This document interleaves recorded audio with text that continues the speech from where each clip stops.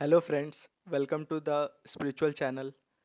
ये वीडियो ओशो के द्वारा लिखी गई पुस्तक मैं मृत्यु सिखाता हूँ का पांचवा भाग है, जिसमें मैं ओशो के द्वारा दिए गए पांचवा प्रवचन आपको एज इट इज़ बताऊँगा। इससे पहले मैंने 4 वीडियो लाया है, उसका प्लेलिस्ट आप मेरे चैनल पे जाके देख सकते हैं। साथ ही में उस वीडियो का डिस्क्रिप्शन में मैं लिंक भी दे दूँगा। और एक आपसे रिक्वेस्ट करूँगा कि चैनल को आप सब्सक्राइब कर लें और वीडियो को लाइक कर लें, क्योंकि मैंने देखा है पिछले जो 4 भाग हैं उसमें जितने व्यूवर्स हैं, मैक्सिमम व्यूवर्स वैसे हैं जो जिन्होंने मेरा चैनल सब्सक्राइब नहीं किया है। तो आप कृपया करके मेरे चैनल सब्सक्राइब कर ले, बेल आइकन प्रेस कर दें, ताकि जैसे मैं यहाँ वीडियो डालूँ आपको नोटिफिकेशन मिल जाए और आप उतने जल्दी ही वीडियो को देख सकें।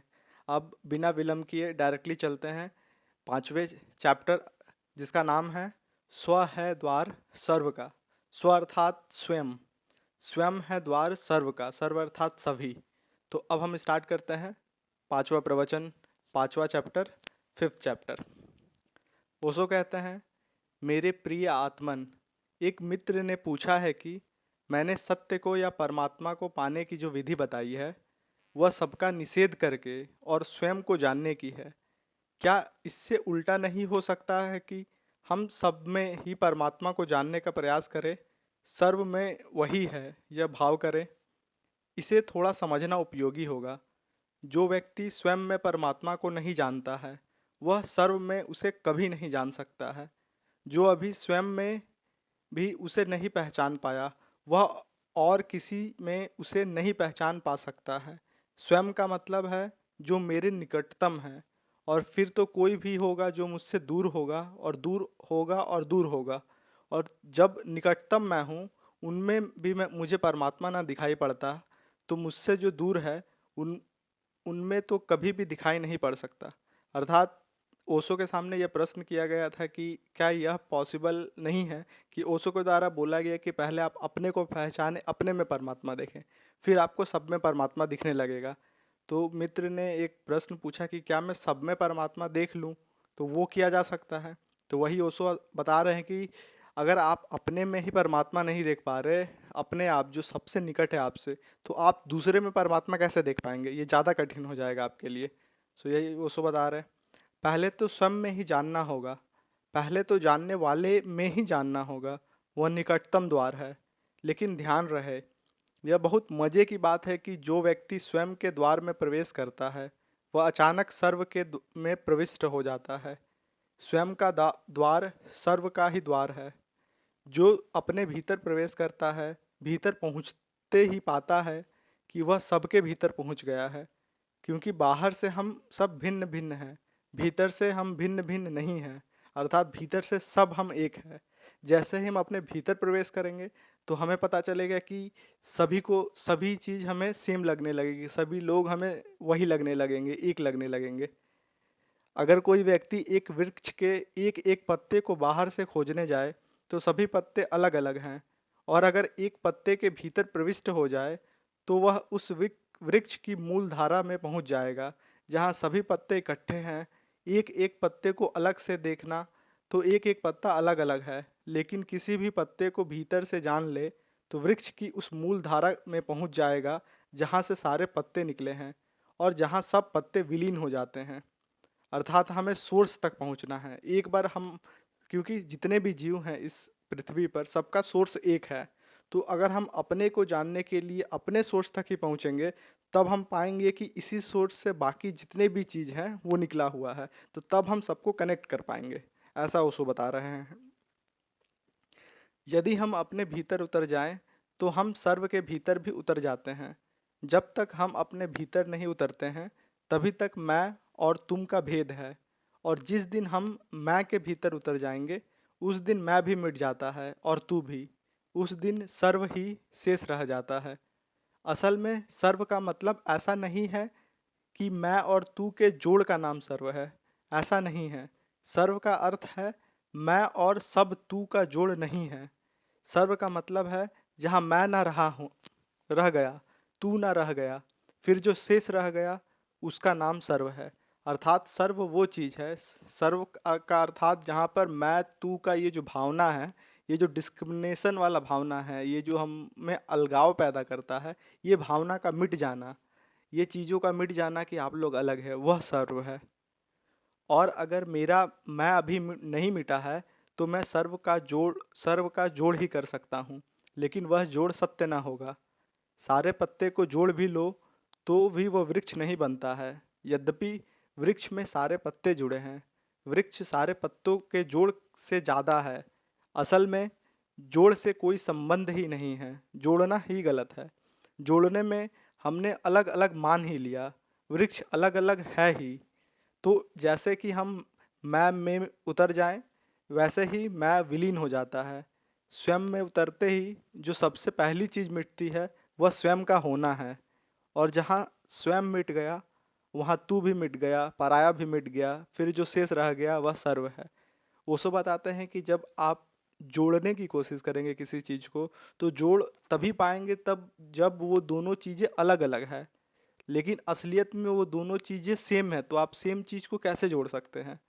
ये जब आपके अंदर भाव आ गया, तब आप सर्व में स्थित हो गए। जब तक आप जोड़ने की कोशिश करेंगे कि हम सब एक हैं, हम सबको जोड़ के एक बना है, ये हमारा भाव नहीं होना चाहिए। हमारा भाव होना चाहिए कि एक ही है। अद्वैत, जो दूसरे चैप्टर में ओशो बताते हैं, अद्वैत हम टर्म का यूज़ कर सकते हैं, एक टर्म का भी यूज़ नहीं करना है, क्योंकि अगर एक बोलेंगे तो दो का भाव आएगा, गिनती का भाव आएगा। इसीलिए अद्वैत यूज़ करना है, मतलब जिसका दूसरा कोई नहीं। तो आप समझ गए होंगे। उसे सर्व कहना भी ठीक नहीं है, क्योंकि सर्व शब्द पुराने मैं की ही भाषा है। इसलिए जो जानते हैं वे उसे सर्व भी ना कहेंगे, क्योंकि वे कहेंगे किसका जोड़, कौन सब। तब तो वे कहेंगे एक ही बच जाता है, लेकिन शायद वे एक कहने में भी हिचकिचेंगे, क्योंकि एक कहने से दो का ख्याल पैदा होता है। क्योंकि ऐसा लगता है कि अगर एक बच जाता है तो एक का कोई अर्थ ही नहीं होता दो के बिना। दो है तो एक होता है। इसलिए वे जो समझ पाते हैं, वे यह भी नहीं कहते हैं कि एक ही बच जाता है, वे कहते हैं अद्वैत बच जाता है। बहुत मज़े की बात है, वे यह कहते हैं कि दो नहीं बचते, वे यह कहते हैं कि एक बच जाता है। वे कहते हैं दो नहीं बचते, इसलिए अद्वैत। अद्वैत का मतलब है जहाँ दो नहीं है। यह उल्टे कहने की क्या ज़रूरत है, सीधा कहो ना कि एक है। लेकिन एक कहने में खतरा है, क्योंकि एक से दो का ख्याल पैदा होता है। और जब हम कहते हैं जहाँ दो नहीं है वहाँ तीन भी नहीं है, वहाँ एक भी नहीं है, और वहाँ अनेक भी नहीं है, वहाँ सर्व भी नहीं है। तो आप समझ गए होंगे कि एक क्यों नहीं कहा जा रहा है, क्यों अद्वैत कहा जा रहा है।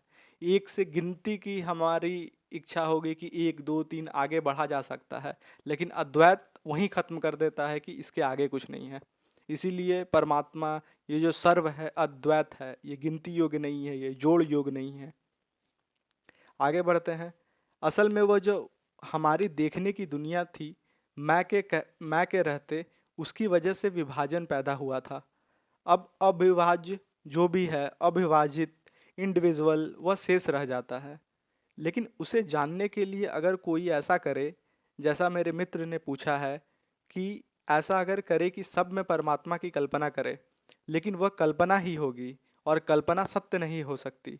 ओशो बार बार कहते हैं कि चीज़ों को जानिए, आप मानिए मत। और कल्पना एक मानने का ही उदाहरण है। तो आप मानिए मत, अपने एक्सपीरियंस, अपने बॉडी सोल एनर्जी के लेवल पे एक्सपीरियंस कीजिए चीज़ों को। आगे बोलते हैं ओशो, मेरे पास एक फ़कीर को लाया गया था कुछ दिन हुए। जो लोग उन्हें लाए थे, उन्होंने मुझे कहा कि उन फ़कीर को सब जगह परमात्मा के दर्शन होते हैं। आज 30 वर्षों से निरंतर उन्हें प्रत्येक चीज़ में परमात्मा के दर्शन होते हैं। फूल में, पौधे में, पत्थर में, सब में। वे उन फ़कीर को लाए थे। मैंने उन फ़कीर से पूछा कि आपको ये दर्शन किसी अभ्यास से तो नहीं हुए? अगर अभ्यास से हुए हैं तो दर्शन बहुत झूठे हैं। उन्होंने कहा, मैं समझा नहीं।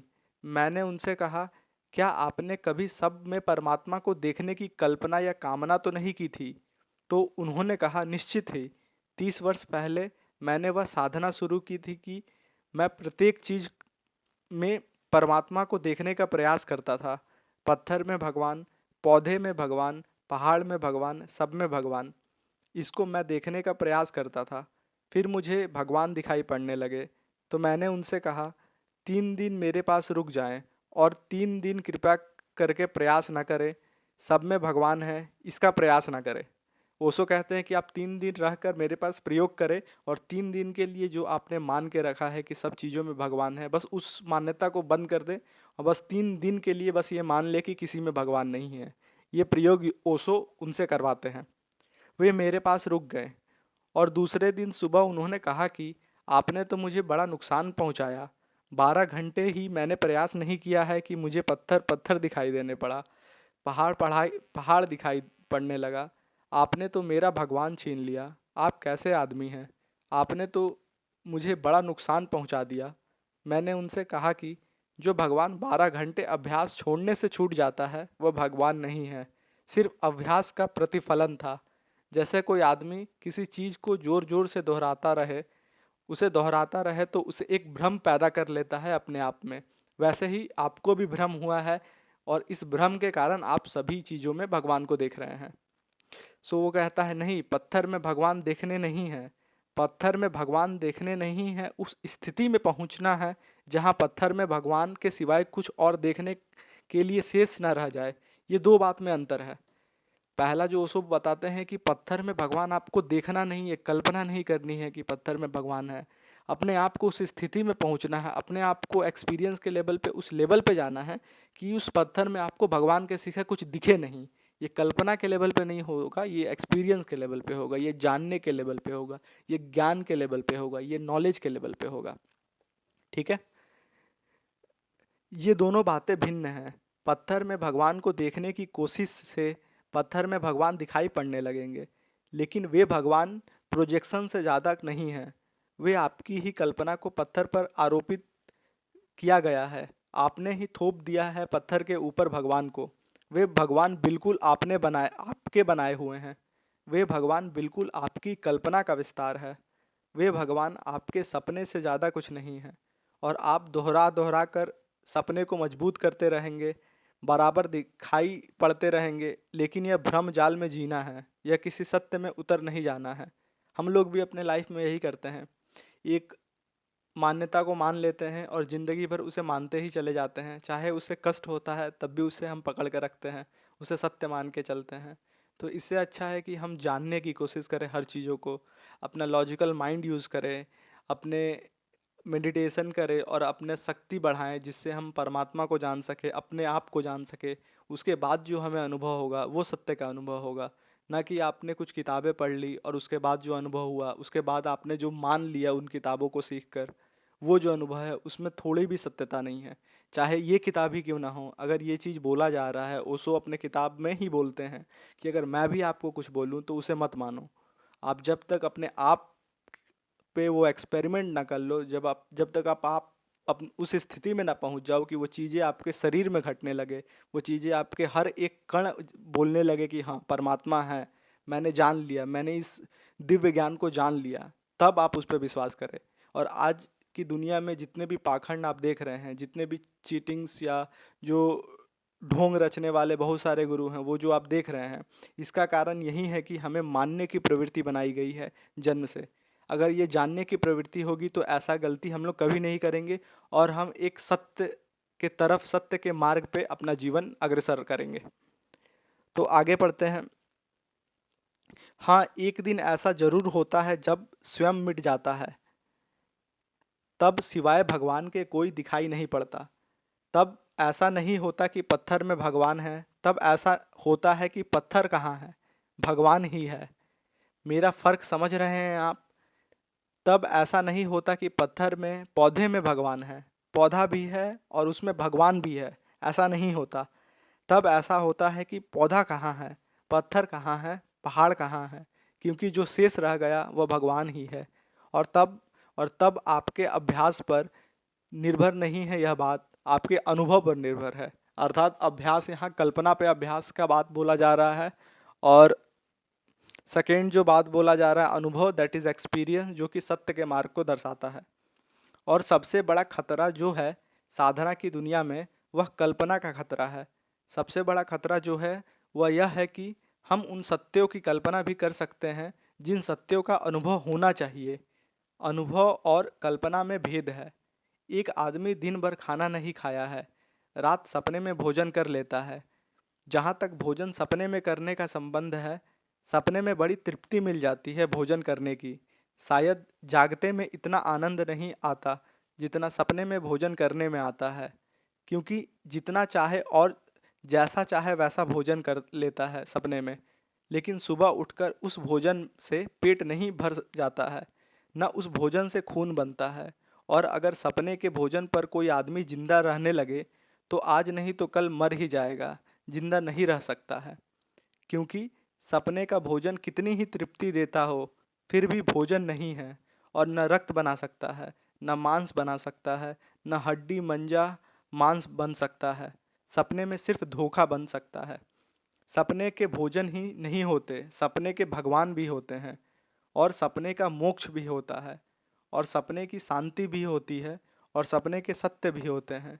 आदमी के मन की सबसे बड़ी क्षमता जो है वह यह है कि वह खुद को धोखा दे लेने की क्षमता है।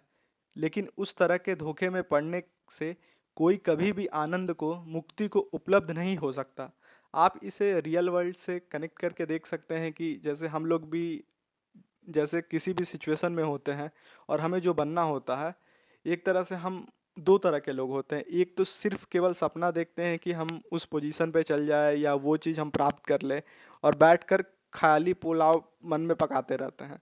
तो इससे क्या होता है कि वो अभी का समय भी व्यर्थ कर रहे हैं, और बेकार का वो सपना अपने मन में बना रहे हैं जो जिसका रियल एग्जिस्टेंस नहीं है। और दूसरी तरफ जो लोग अनुभव के लेवल पे वहाँ जाते हैं, वो इस तरह वर्तमान को भी सही से जीते हैं, सुखपूर्वक जीते हैं, और वो रियलिटी में जीते हैं, न कि सपने में। आगे बढ़ते हैं। इसलिए मैं आपसे यह नहीं कहूँगा कि आप सब में भगवान देखना शुरू करें। मैं आपसे सिर्फ यह कहता हूँ कि आप भीतर देखना शुरू करें कि वहाँ क्या है। और जब भीतर देखना शुरू करेंगे कि वहाँ क्या है, तो सबसे पहले जो व्यक्ति विदा हो जाएगा वह होंगे आप। आप सबसे पहले विदा हो जाएंगे, आप नहीं बचेंगे वहाँ भीतर। पहली दफ़ा आप पाएंगे कि यह मेरे होने का बड़ा भ्रम था कि मैं हूँ। यह तो खो गया, यह तो विदा हो गया। भीतर झांकते ही मैं पहले विदा हो गया। अहंकार पहले विदा हो जाता है। असल में हमने झांक कर नहीं देखा है, तभी तक मालूम होता है कि मैं हूँ। और शायद इसलिए हम भीतर झांक कर देखने में डरते भी हैं कि भीतर झांक कर देखें तो कहीं खो न जाएं। कभी आपने देखा होगा, कोई आदमी एक मसाल हाथ में ले ले और जोर से घुमाने लगे तो एक फायर सर्कल बन जाता है, एक अग्निवृत्त बन जाता है। दिखाई पड़ने लगता है कि आग का एक गोला घेरा है। गोल घेरा कभी नहीं है, सिर्फ एक मसाल है जो जोर से घूम रही है। अगर आस पास जाकर गौर से देखें तो वह गोल घेरा मिट जाएगा, रह जाएगी मसाल। लेकिन तेजी से घूमने की वजह से मसाल गोल घेरा मालूम पड़ती है, आग का। दूर से देखने पर लगता है कि आग का वृत्त है, आग का एक गोला है कब है कहीं भी नहीं, लेकिन दिखाई पड़ता है। लेकिन अगर निकट जाकर पहचाने तो पता चलेगा कि जोर से घूमती हुई मसाल है, वृत्त झूठ है, अग्निवृत्त झूठ है। ऐसे ही यह शरीर, अगर हम गौर से जाकर देखेंगे तो पता चलेगा कि बिल्कुल ही झूठ है। तेजी से घूमती हुई चेतना के कारण मैं का भ्रम पैदा हो जाता है। जैसे तेजी से घूमती हुई मसाल के कारण वृत्त का भ्रम पैदा हो जाता है, वैसे एक वैज्ञानिक सत्य है जो समझ लेना चाहिए।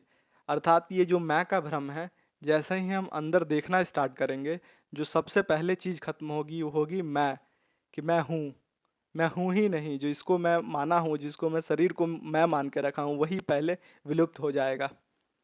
सो उसका उदाहरण एक सर्कल फायर से दे रहे हैं ओशो यहाँ पर। आगे ओशो बोलते हैं, शायद आपको ख्याल भी ना हो कि हमारे जीवन के सारे भ्रम तेजी से घूमने के भ्रम हैं। दीवार ठोस दिखाई पड़ती है, पत्थर पड़ा है पैर के नीचे, कितना साफ और ठोस है। लेकिन वैज्ञानिक कहते हैं कि ठोस पत्थर जैसी कोई चीज़ ही नहीं है। तब जो हम बड़ी मुश्किल में पड़ जाएंगे। क्या आपको पता है कि वैज्ञानिक मैटर के पदार्थ के जितने पास गया उतना ही पदार्थ विलीन हो गया।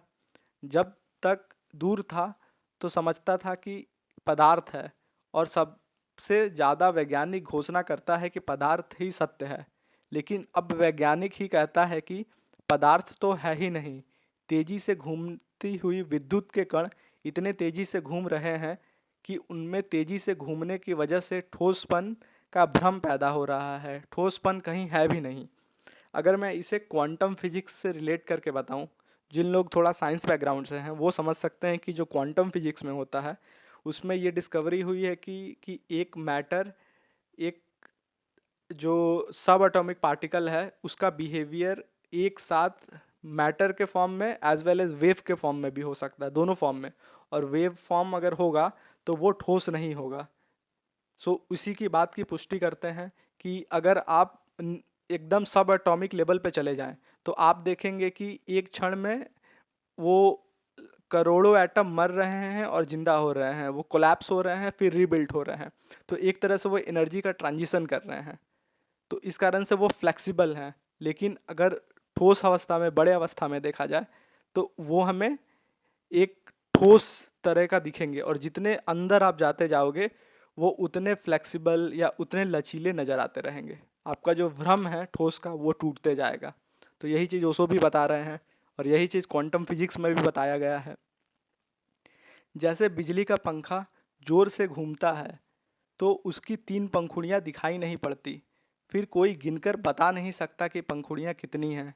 तेजी से घूमे और फिर हमें लगेगा कि एक टीन का गोल चक्कर घूम रहा है, फिर पंखुड़ियाँ दिखाई ही नहीं पड़ेगी। इतनी तेजी से घुमाया जा सकता है उसे कि आप उसके ऊपर बैठ जाएं और आपको ऐसा पता ना लगे कि पंखुड़ियाँ बीच में आ रही है, जा रही है। आपको ऐसा ही लगेगा कि किसी ठोस चीज़ पर बैठे हुए हैं।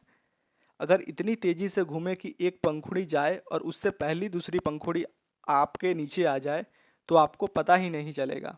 आपके बीच बीच में खड्डे भी आते हैं। पंखा इतनी तेजी से घूमता है कि वो चीज़ें का आपका पता नहीं चल पाता। अर्थात जो भी चीज़ें हम अपने आँखों से देखते हैं कभी कभी वो चीज़ें सत्य नहीं होती। उसके पीछे का साइंस, उसके पीछे का फिजिक्स समझना है हमें, या तो साइंटिफिक मेथड से या एक्सपीरियंशियल लेवल पे। दोनों सेम ही है। अगर आप कनेक्ट करना चाहें, आपका जिसमें विश्वास है उस तरह आप उसे अप्रोच कर सकते हैं।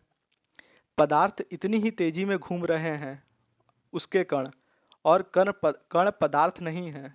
कण सिर्फ विद्युत ऊर्जा है, इलेक्ट्रिक एनर्जी है। वह तेजी से घूम रही है, घूमने की वजह से ठोसपन का भाव दे रही है। सारा पदार्थ सिर्फ तेजी से घूमती हुई ऊर्जा का फल है। दिखाई पड़ता है कहीं भी नहीं। ठीक ऐसे ही चित्त की ऊर्जा, एनर्जी ऑफ कॉन्शसनेस, इतनी तेजी से घूम रही है कि मैं का भ्रम पैदा होता है और मैं है ही नहीं। दो भ्रम है जगत में, एक पदार्थ का भ्रम, मैटर का भ्रम, और दूसरा मैं का भ्रम, ईगो का, अहंकार का भ्रम। ये दोनों भ्रम एकदम ही झूठे हैं, लेकिन इनके पास जाने से पता चलता है कि ये नहीं है। विज्ञान पदार्थ के पास गया तो पदार्थ विलीन हो गया, और धर्म मैं के पास गया तो मैं विदा हो गया। धर्म की खोज है कि मैं नहीं है, और विज्ञान की खोज है कि पदार्थ नहीं है। जितने निकट जाते हैं उतना ही भ्रम टूट जाता है। तो इसलिए मैं कहता हूँ, भीतर जाएं, निकट करीब से भीतर देखें। वहाँ कोई मैं नहीं है, वहाँ कोई मैं है। और मैं नहीं कहता है कि ऐसा मान ले कि मैं नहीं हूँ। अगर मान लिया तो झूठ हो जाएगा। मैं नहीं कहता हूँ।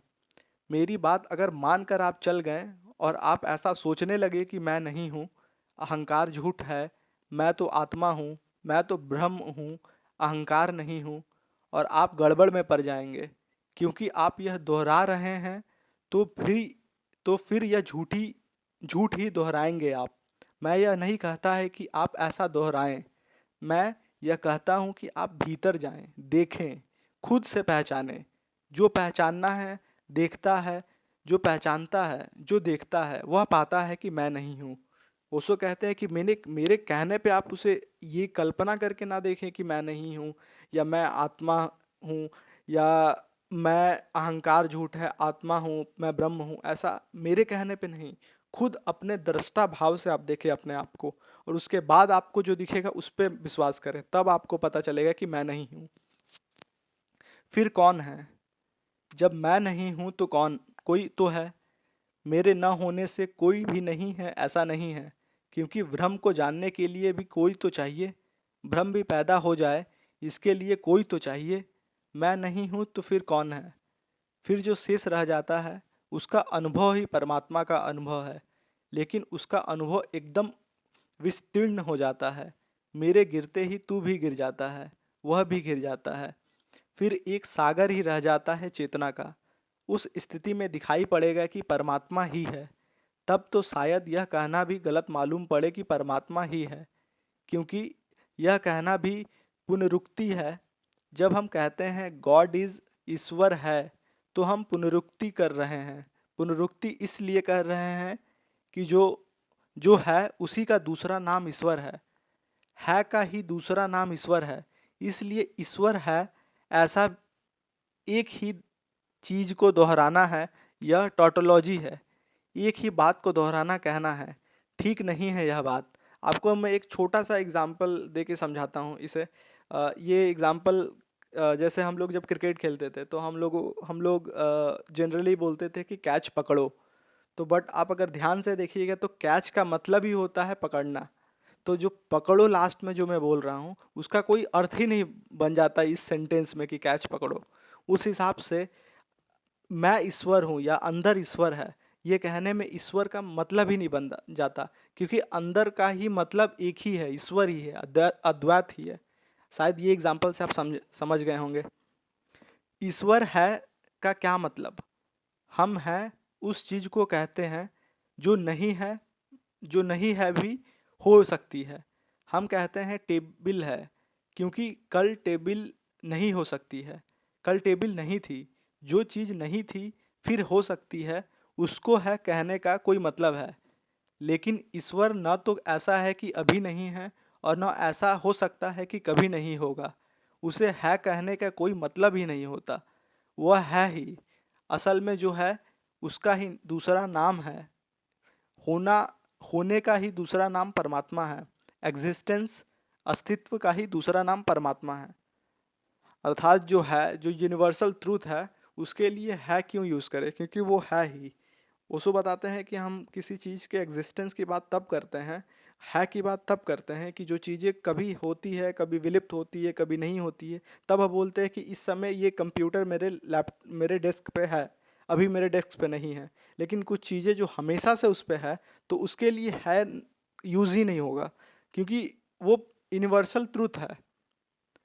आप कभी सन को ऐसा नहीं बोलेंगे कि सन सन है, बिकॉज सन इज सन।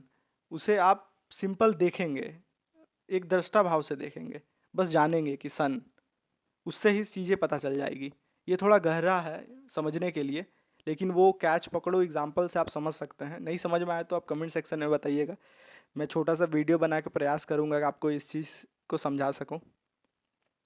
इसलिए मेरी दृष्टि में अगर हमने इस जो है इस पर अपने परमात्मा को थोपा तो हम झूठ में उतर जाएंगे। और ध्यान रहे, परमात्मा भी अपने अपने ट्रेडमार्क के अलग अलग हैं। हिंदू का अपना है थोपने के लिए, मुसलमान का अपना है, ईसाई का अपना है, जैन का अपना है, बौद्ध का अपना है। सबके अपने अपने शब्द हैं, अपना अपना परमात्मा है। परमात्मा का भी बड़ा गृह उद्योग खुला हुआ है। अपने अपने घर में परमात्मा को ढाला जाता है, होम इंडस्ट्री है उसकी। अपने अपने घर में ढालो, अपने अपने परमात्मा को निर्माण करो। और फिर ये परमात्माओं को ढालने वाले वैसे ही बाजार में लड़ते हैं जैसे सभी अपने अपने घर के सामान ढालने वाले बाजार में, दुकानों पे लड़ते हैं। ऐसे बाजार में वे लड़ते भी दिखाई पड़ते हैं। एक दूसरे का परमात्मा भी भिन्न पड़ जाता है। असल में जब तक मैं हूँ तब तक मैं जो भी करूँगा वह आपसे भिन्न होगा। जब तक मैं हूँ मेरा धर्म भिन्न होगा, मेरा ईश्वर भिन्न होगा, क्योंकि वे मेरे मैं के निर्माण होंगे। मैं भिन्न हूँ इसलिए मेरा सब भिन्न होगा। अगर दुनिया में ठीक ठीक धर्म निर्माण करने की स्वतंत्रता हो तो जितने आदमी हैं उतने ही धर्म होंगे, इससे कम नहीं हो सकते। वह तो ठीक ठीक स्वतंत्रता नहीं है। हिंदू बाप अपने बेटे को इसके पहले कि वह स्वतंत्र हो जाए हिंदू बना डालता है। मुसलमान बाप अपने बेटे को इससे पहले कि उसमें बुद्धि आ जाए मुसलमान बना देता है, क्योंकि बुद्धि आने पर न कोई हिंदू बनेगा, न कोई मुसलमान बनेगा। इसलिए बुद्धि के पहले ही सब नासमझियों अंदर डाल देने की ज़रूरत है। ये जितने भी चीज़ें मैं बोल रहा हूँ ये डायरेक्ट ओशो ने कहा है, इसमें से मेरा कोई इसमें तर्क नहीं है। मैं बस ओशो की पुस्तक को आपको बता रहा हूँ। आगे बढ़ते हैं। इसलिए सब बाप इत्सुक हैं कि बेटा जब छोटा है तभी से धर्म की शिक्षा हो जानी चाहिए उसकी, क्योंकि कल वह जवान हो जाए, सोचने लगे तो फिर दिक्कत हो देगा, विचार आ जाएगा तो 25 प्रश्न खड़े करेगा और 25 प्रश्नों के उत्तर नहीं हो पाएंगे और फिर वह ऐसी बात करेगा कि जिसको हल करना मुश्किल होगा। इसलिए सब बाप उत्सुक हैं कि उनके बेटे और उनकी बेटियों को जन्म लेते ही उनकी घुट्टी के धर्म पिला दिए जाएं, उनके खून में धर्म डाल दिया जाए। तब होश नहीं रहता, समझ नहीं रहती, कुछ भी नासमझी सिखा दो, वह सीख लेता है। एक आदमी मुसलमान हो जाता है, एक हिंदू, एक जैन, एक बौद्ध हो जाता है। जो भी सिखाओ वह आदमी हो जाता है। बुद्धि होती नहीं उसके पास। इस कारण से जन्म में जो भी चीज़ें, जो भी धर्म सिखाया जाता है, वह इंसान, वह बच्चा, वह व्यक्ति उसी धर्म को मानने लगता है, उसे सत्य मानने लगता है। इसलिए धार्मिक जिनको हम आदमी कहते हैं वह अक्सर बुद्धिहीन पाया जाता है। उनमें बुद्धि होती ही नहीं है, क्योंकि जिसको हम धर्म कहते हैं वह बुद्धि होने के पहले ही पकड़ ली गई चीज़ है। बुद्धि आने पर भी वह जकड़े रहती है, फिर वह पंजा पकड़ लेती है हमारे भीतर से। हिंदू मुसलमान लड़ता हुआ देखा जाता है, ईश्वर के नाम पर लड़ता हुआ देखा जाता है, मंदिर मस्जिद के नाम पर लड़ता हुआ देखा जाता है। यह काफ़ी आश्चर्य की बात है। तो ओशो बताते हैं कि जो बच्चे होते हैं उसमें बुद्धि आने से पहले ही ये धर्म की चीज़ों को इतने हमारे डीप कॉन्शियस में बैठा दिया जाता है कि जब हमारी बुद्धि भी आती है तो उस बुद्धि के माध्यम से काफ़ी कम लोग होते हैं जो इस धर्म के ऊपर स्पिरिचुअलिटी में जा पाते हैं, जो सच में भगवान और परमात्मा को जानने की इच्छा में चले जाते हैं, जहां वो जानते हैं कि ये जितने भी धर्म हैं ये सब एक हैं, ये परमात्मा एक है। ये जानने की कोशिश बहुत कम ही कर पाते हैं। तो इसी बात की पुष्टि ओशो करते हैं। क्या ईश्वर भी बहुत प्रकार के हैं कि हिंदू का ईश्वर अलग ढंग का है, और अगर मूर्ति तोड़ दी जाए तो हिंदू के ईश्वर का अपमान हो जाता है, और मुसलमान का ईश्वर और प्रकार का है, और अगर मस्जिद तोड़ दी जाए, आग लगा दी जाए तो उसके ईश्वर का अपमान हो जाता है। इसलिए तो उसका नाम है जो है।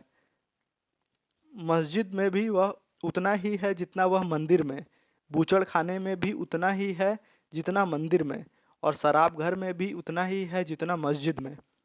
चोर के भीतर वह उतना ही है जितना महात्मा के भीतर है, रत्ती भर कम नहीं है, हो भी नहीं सकता। आखिर चोर के भीतर कौन होगा अगर परमात्मा ना होगा।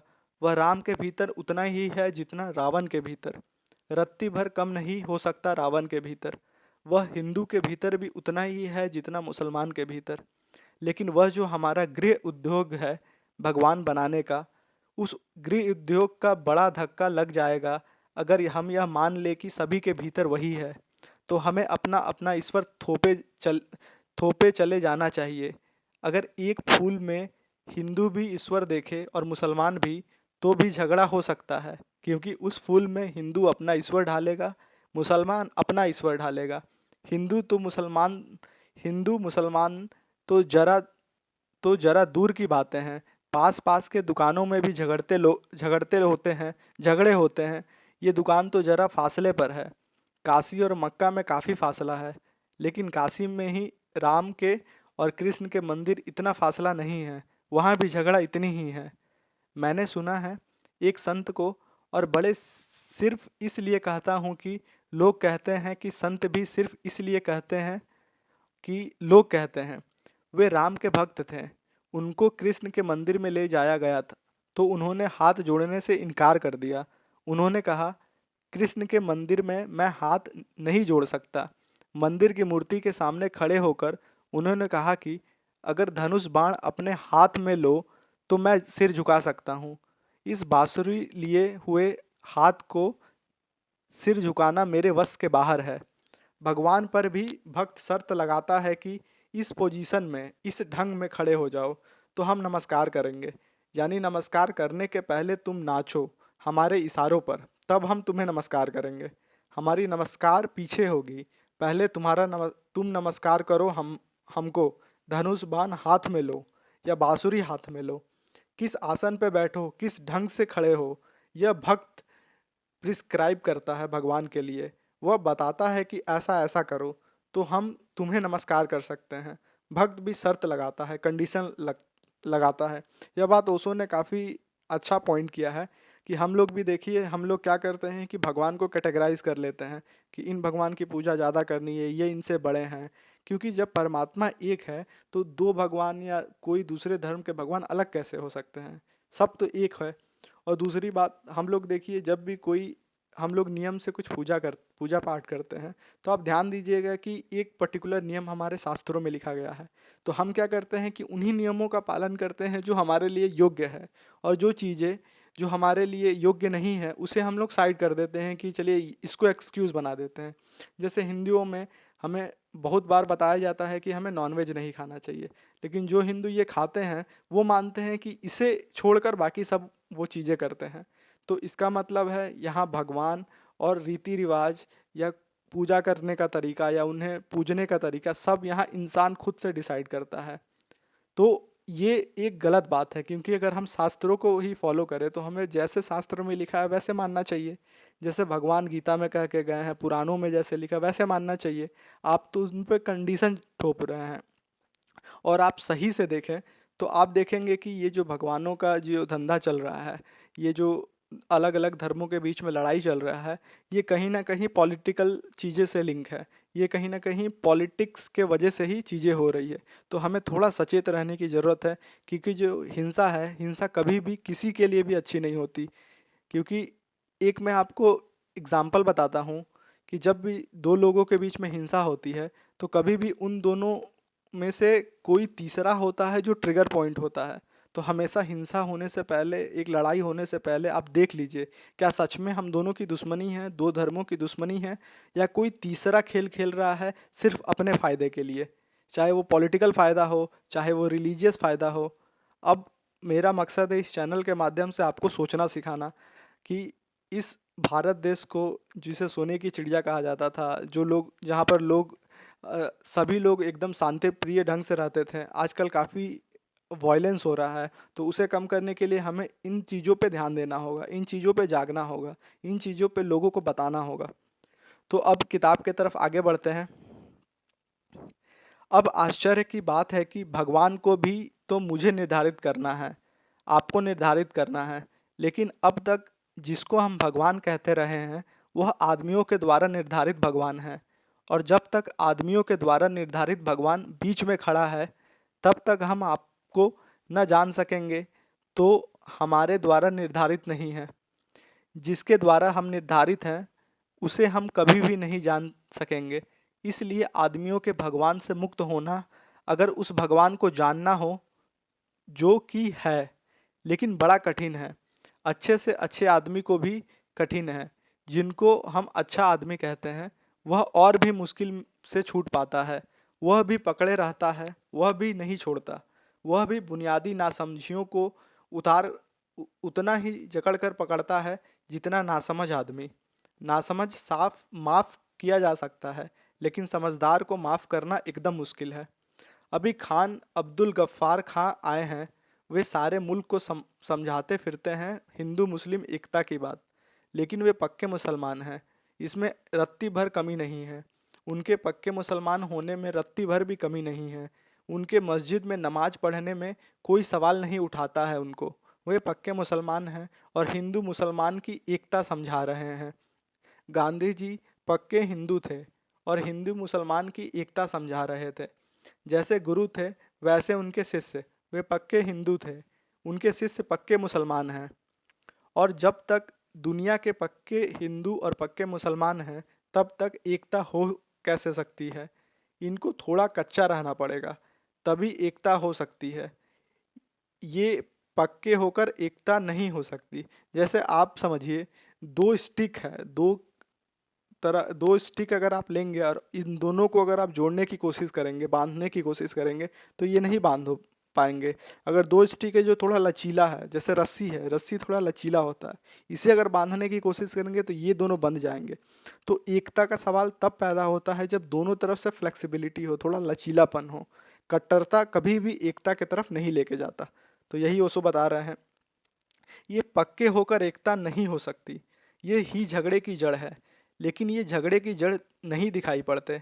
ये समझा रहे हैं लोगों को कि सबको एक हो जाना चाहिए, लेकिन ये नहीं जानते कि एक हो कैसे सकते हैं। जब तक भगवान अलग अलग हैं और जब तक मंदिर अलग अलग हैं, तब तक प्रार्थनाएं अलग अलग हैं और सत्य के शास्त्र अलग अलग हैं। और किसी का कुरान पिता है और किसी का गीता माता है। जब तक यह उपद्रव बंद नहीं हो सकता। लेकिन इसको तो हमने पकड़ लिया है कि ये बिल्कुल सच्ची बातें हैं। और हम कहते हैं कि कुरान की आयत पढ़ो और लोगों को समझाओ कि एक हो जाओ। गीता के वचन पढ़ो और लोगों को समझाओ कि एक हो जाओ। लेकिन हमें पता नहीं है कि गीता के वचन और कुरान की आयत झगड़े की जड़ में है। किसी गाय की पूंछ कट जाए तो हिंदू मुसलमान दंगा हो जाए, तो हम कहें कि गुंडों ने दंगा कर दिया। और बड़े मज़े की बात है कि किसी गुंडों ने नहीं समझाया है कि गौ जो है वह माता है। यह समझा रहे हैं परमात्मा कि गौ माता है। और गौ माता है जब समझा रहे हैं तो झगड़े का आरोपण कर रहे हैं। किसी दिन पूंछ कट जाएगी तो गौ की पूंछ थोड़ी ही कटती है, माता की पूंछ कट गई। जब जब माता की पूंछ कट जाएगी तो झगड़ा शुरू होगा और गुंडे फंस जाएंगे पीछे कि गुंडों ने झगड़ा करवा दिया। सब झगड़े की जड़ में जिनको हम महात्मा कहते हैं वे लोग हैं। और अगर परमात्मा झगड़े की जड़ से हट जाए, सॉरी, महात्मा झगड़े की जड़ से हट जाए तो गुंडे तो बहुत निरीह हैं, वे झगड़ा वगड़ा करने की उनकी सामर्थ्य नहीं है। महात्माओं का बल चाहिए पीछे, तब गुंडों में जान आती है, नहीं तो गुंडों में कोई जान नहीं आती। लेकिन महात्मा बच जाते हैं क्योंकि हमें ख्याल ही नहीं है कि महात्मा झगड़े की जड़ में हो सकता है। और झगड़े की जड़ क्या है? झगड़े की जड़ है वह घर घर में पैदा किया गया परमात्मा। ये बातें आपको समझ में आ रही होगी। आप अपने घर के परमात्मा से बचने की कोशिश करना। आपके घर में आप परमात्मा नहीं ढाल सकते और ढाला हुआ निपट धोखा होगा। तो मैं नहीं कहूँगा कि आप परमात्मा का आरोपण करें। आप क्या करेंगे? परमात्मा के नाम से कहेंगे क्या आरोपण? अगर कृष्ण का भक्त देखोगे तो सब यही देखेगा कि झाड़ में बांसुरी बजाने वाले भगवान छिपे हैं और धनुर्धारी भगवान वाला धनुर्धारी को देखेगा और कुछ और देखेगा, कोई और कुछ और देखेगा। यह जो देखना है यह हमारी ही इच्छाएं, हमारे ही विचार को थोपना है। ऐसा भगवान नहीं है। हमारे विचार इच्छाओं को थोपने से अब उसका पता नहीं चल सकता। हमें तो मिटना ही पड़ेगा। सब अपने सब विचार, अपने सब आरोपण लेकर डूब ही जाना पड़ेगा। हमें तो खत्म ही होना पड़ेगा। दोनों बातें एक साथ नहीं हो सकती। मेरे रहते भगवान का अनुभव असंभव है। मेरे विदा होना ही पड़ेगा, तभी उसका अनुभव हो सकता है। ये दोनों एक साथ नहीं होगा। मैं रहते हुए भगवान के द्वार में प्रवेश नहीं पा सकता।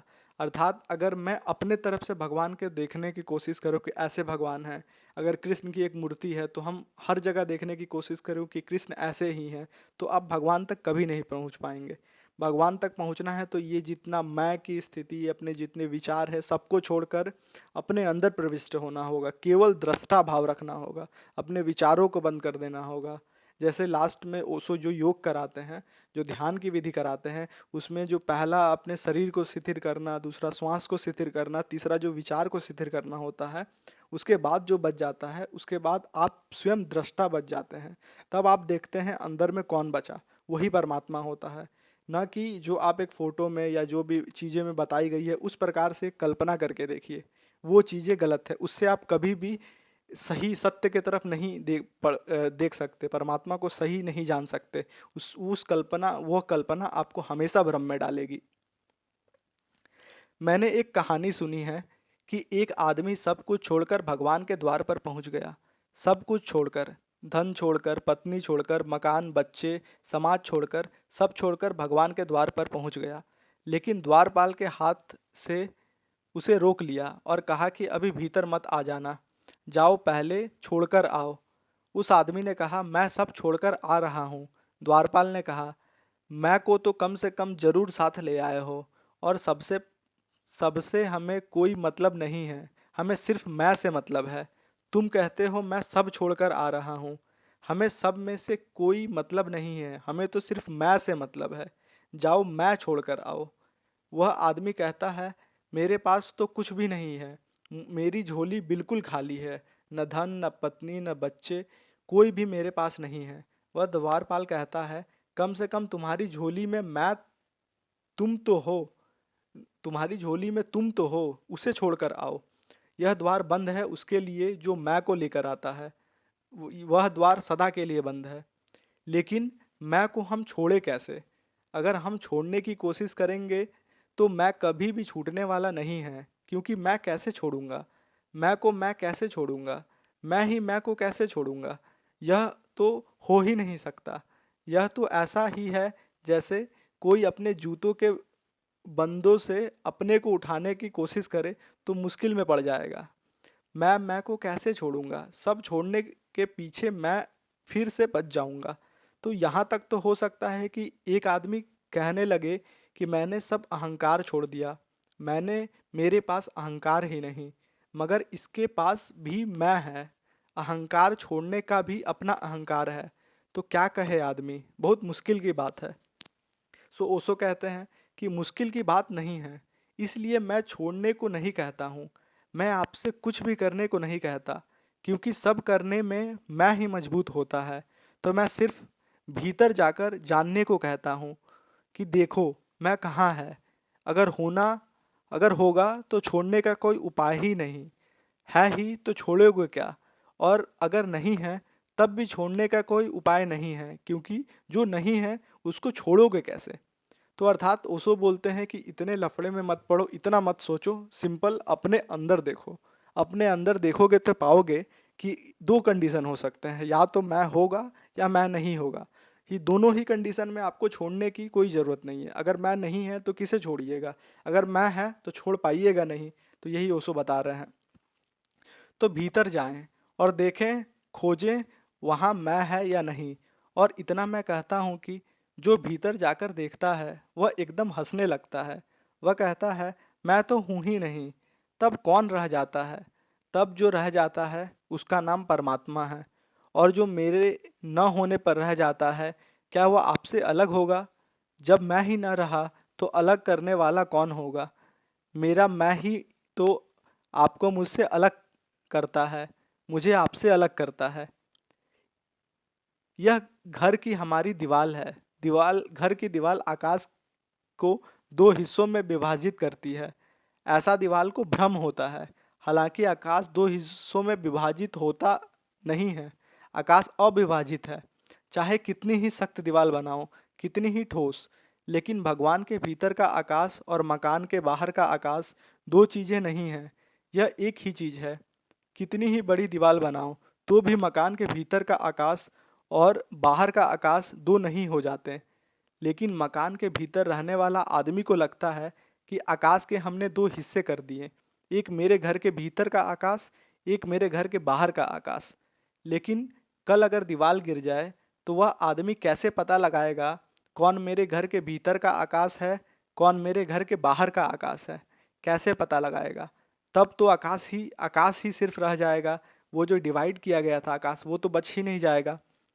ऐसे ही हमने चेतनाओं को मैं की दीवालों उठाकर खंड खंड कर दिया है। और जब मैं की दीवार गिर जाएगी तो फिर ऐसा नहीं है कि मुझे आप में परमात्मा दिखाई पड़ने लगेगा। नहीं, तब मुझे आप दिखाई नहीं पड़ोगे और परमात्मा दिखाई पड़ने लगेगा। मतलब आप, मैं, लोग ये सब दिखाई ही नहीं पड़ने लगेंगे, सिर्फ परमात्मा दिखाई पड़ने लगेगा। ये दो बात समझ लीजिए। ओशो बार बार इम्फेसिस कर रहे हैं इस चीज़ पे कि जब आप जान जाएंगे तो आप सब में परमात्मा नहीं देखेंगे, आप परमात्मा को ही सिर्फ देखेंगे। ये चीज़ें, दोनों चीज़ें अलग है, दोनों बातें अलग हैं। आगे बढ़ते हैं। इसको ठीक से समझ लेना, इस बारीक फर्क को। ऐसा नहीं है कि मैं आप में परमात्मा देखने लगूंगा, यह गलत बात है। ऐसा ही आप नहीं दिखाई पड़ोगे और परमात्मा दिखाई पड़ेगा। ऐसा नहीं है कि वृक्ष में परमात्मा दिखाई पड़ने लगेगा। नहीं, ऐसा कि वृक्ष नहीं दिखाई पड़ेगा और परमात्मा दिखाई पड़ने लगेगा। जब कोई कहता है कण कण में परमात्मा है, तो वह बिल्कुल गलत कहता है, क्योंकि कण कण भी उसे दिखाई पड़ रहा है और परमात्मा भी दिखाई पड़ रहा है। यह दोनों बातें एक साथ दिखाई नहीं पड़ सकती। सच बात यह है कि कण कण परमात्मा ही है, यानी ऐसा नहीं है कि कण कण में परमात्मा है। कोई परमात्मा अलग से भीतर उनके बैठा नहीं हुआ है। कण कोई बाहर से उसे घेरे हुए है, ऐसा नहीं है। जो है वह परमात्मा है। जो है उसका ही प्रेम में दिया गया नाम परमात्मा है। जो है उसका ही नाम सत्य है। प्रेम में हम उसे परमात्मा कहते हैं, इससे कोई फर्क नहीं पड़ता है। इसलिए मैं आपको नहीं कहूँगा कि आप सब में परमात्मा देखना शुरू करें। मैं आपसे कहता हूँ, आप अपने को देखना शुरू करें। देखते ही आप मिट जाएंगे। आपके मिटते ही जो दिखाई पड़ेगा वह परमात्मा है।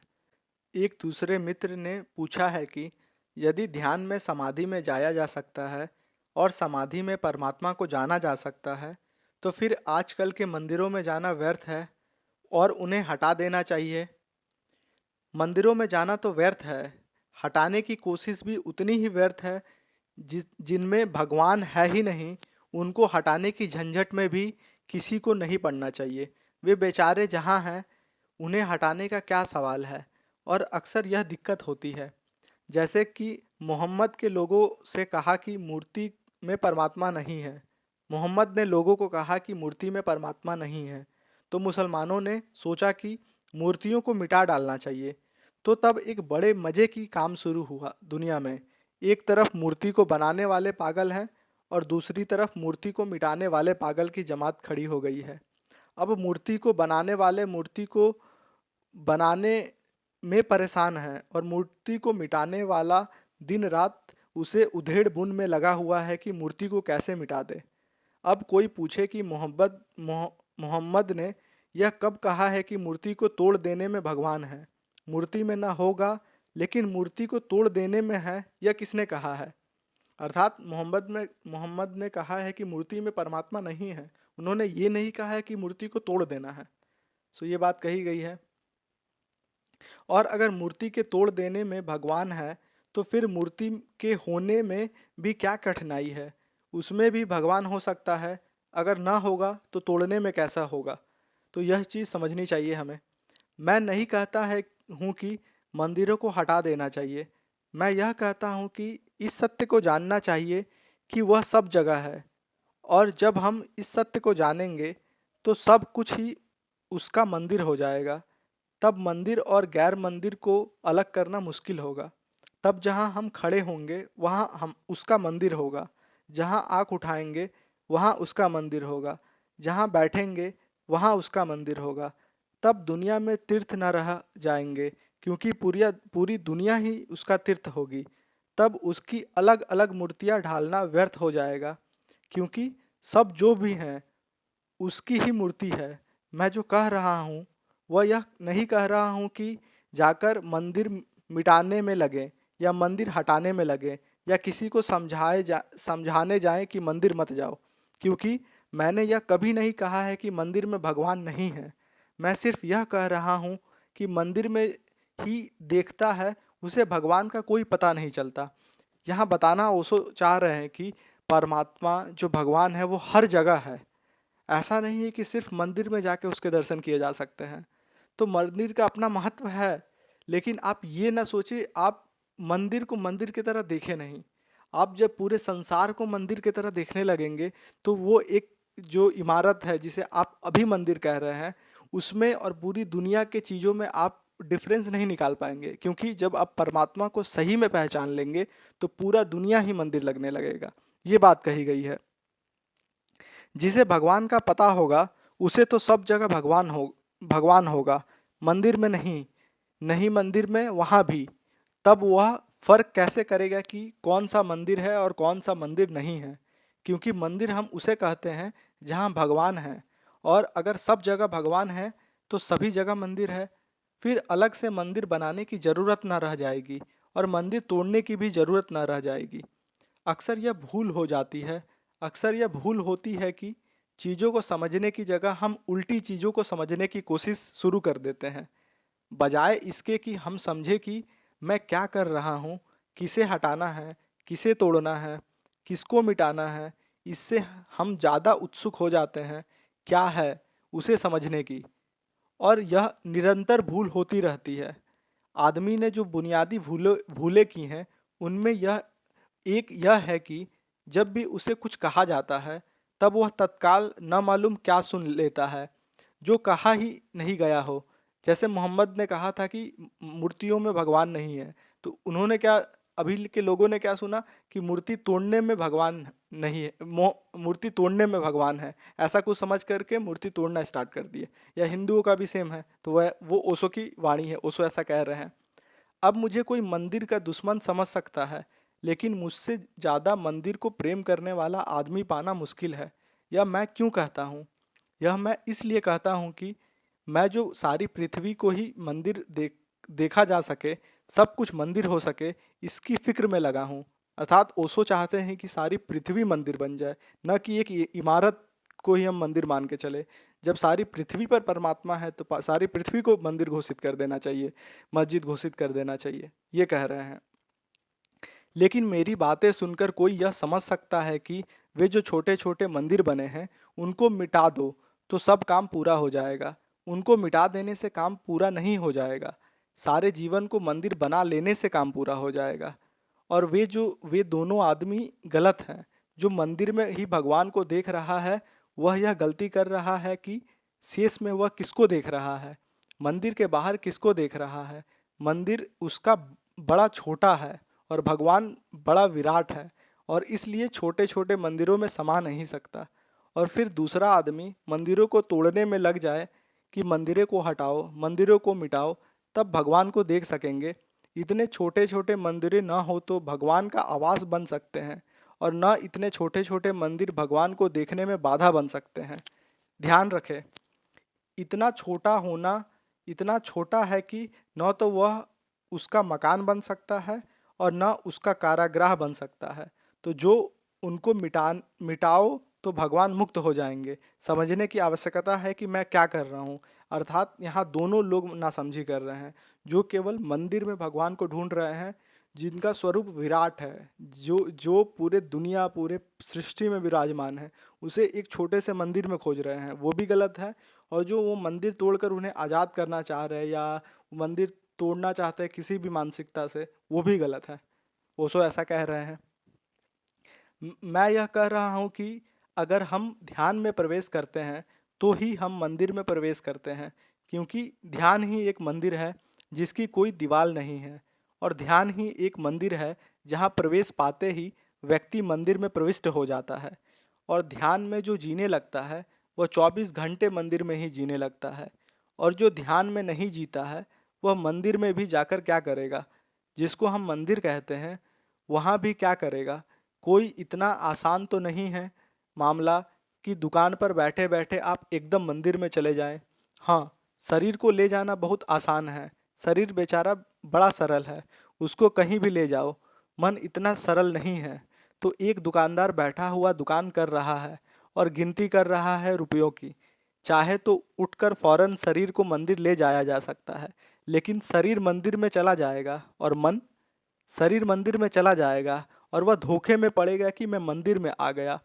लेकिन अपने मन को थोड़ा झांक कर देखोगे तो बहुत हैरान हो जाओगे कि मन अब भी दुकान में बैठा हुआ है और रुपयों की गिनती कर रहा है।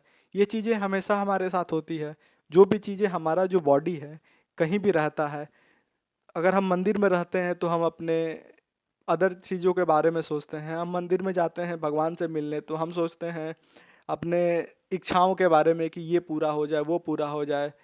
तो इस कारण से ओशो कह रहे हैं कि शरीर को भ्रम में डालना काफ़ी आसान है। आप शरीर को उठाएं और लेके चले गए मंदिर में, या कहीं भी लेके चले गए, लेकिन मन इतना ज़्यादा चंचल है कि वो वहीं रहेगा, वो आपके बोलने पे नहीं रहेगा। आप अगर मंदिर में रहे तो मन वहीं रहेगा जहाँ आपका मन रहना चाह रहा है, उसे कंट्रोल में ना लाना है।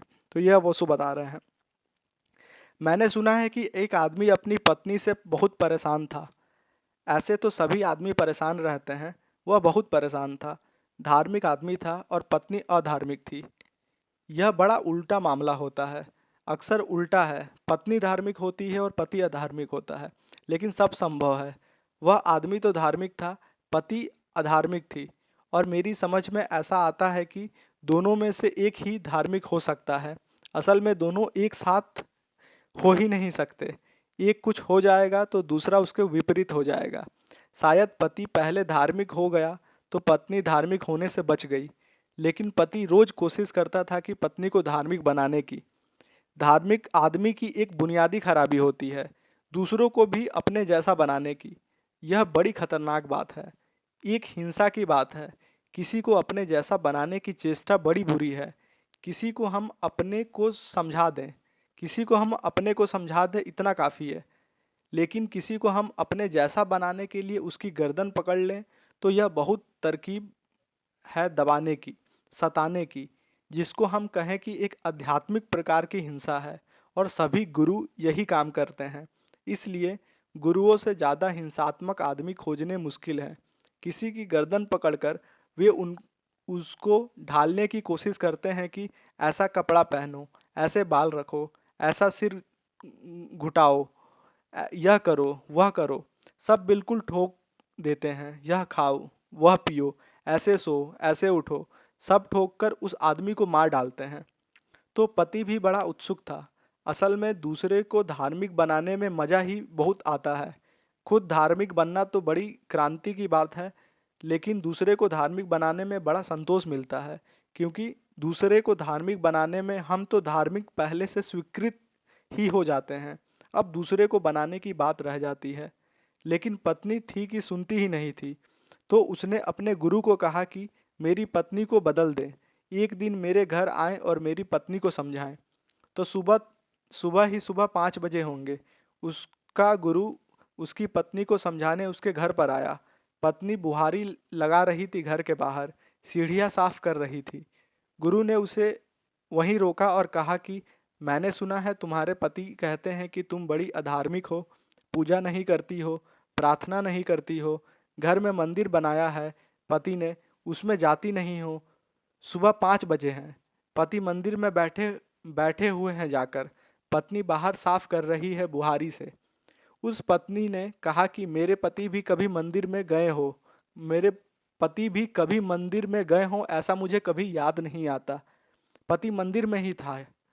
आग भड़क गई। धार्मिक आदमी को आग बहुत जल्दी भड़कती है, और मंदिर में जो बैठे थे उनकी आग भड़काना तो इतना आसान है जितना कोई हिसाब नहीं। पता नहीं वे आग छिपाने के लिए वहां बैठे रहते हैं, क्या करते हैं।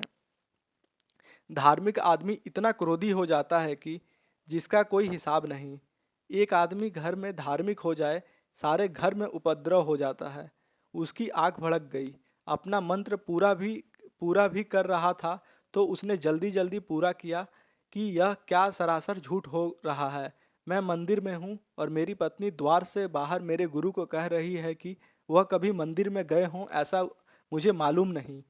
गुरु ने कहा, क्या कहती हो, वह तो निरंतर मंदिर में जाते हैं। तो पति ने वहां जोर जोर से राम राम की रट लगाई, जिसमें कि गुरु बाहर सुन ले। उसने कहा कि देखो, वह इतनी जोर जोर से राम राम की रट लगा रहा है। उसकी पत्नी ने कहा कि इस रट से आप भी धोखे में आते हैं, हद हो गई।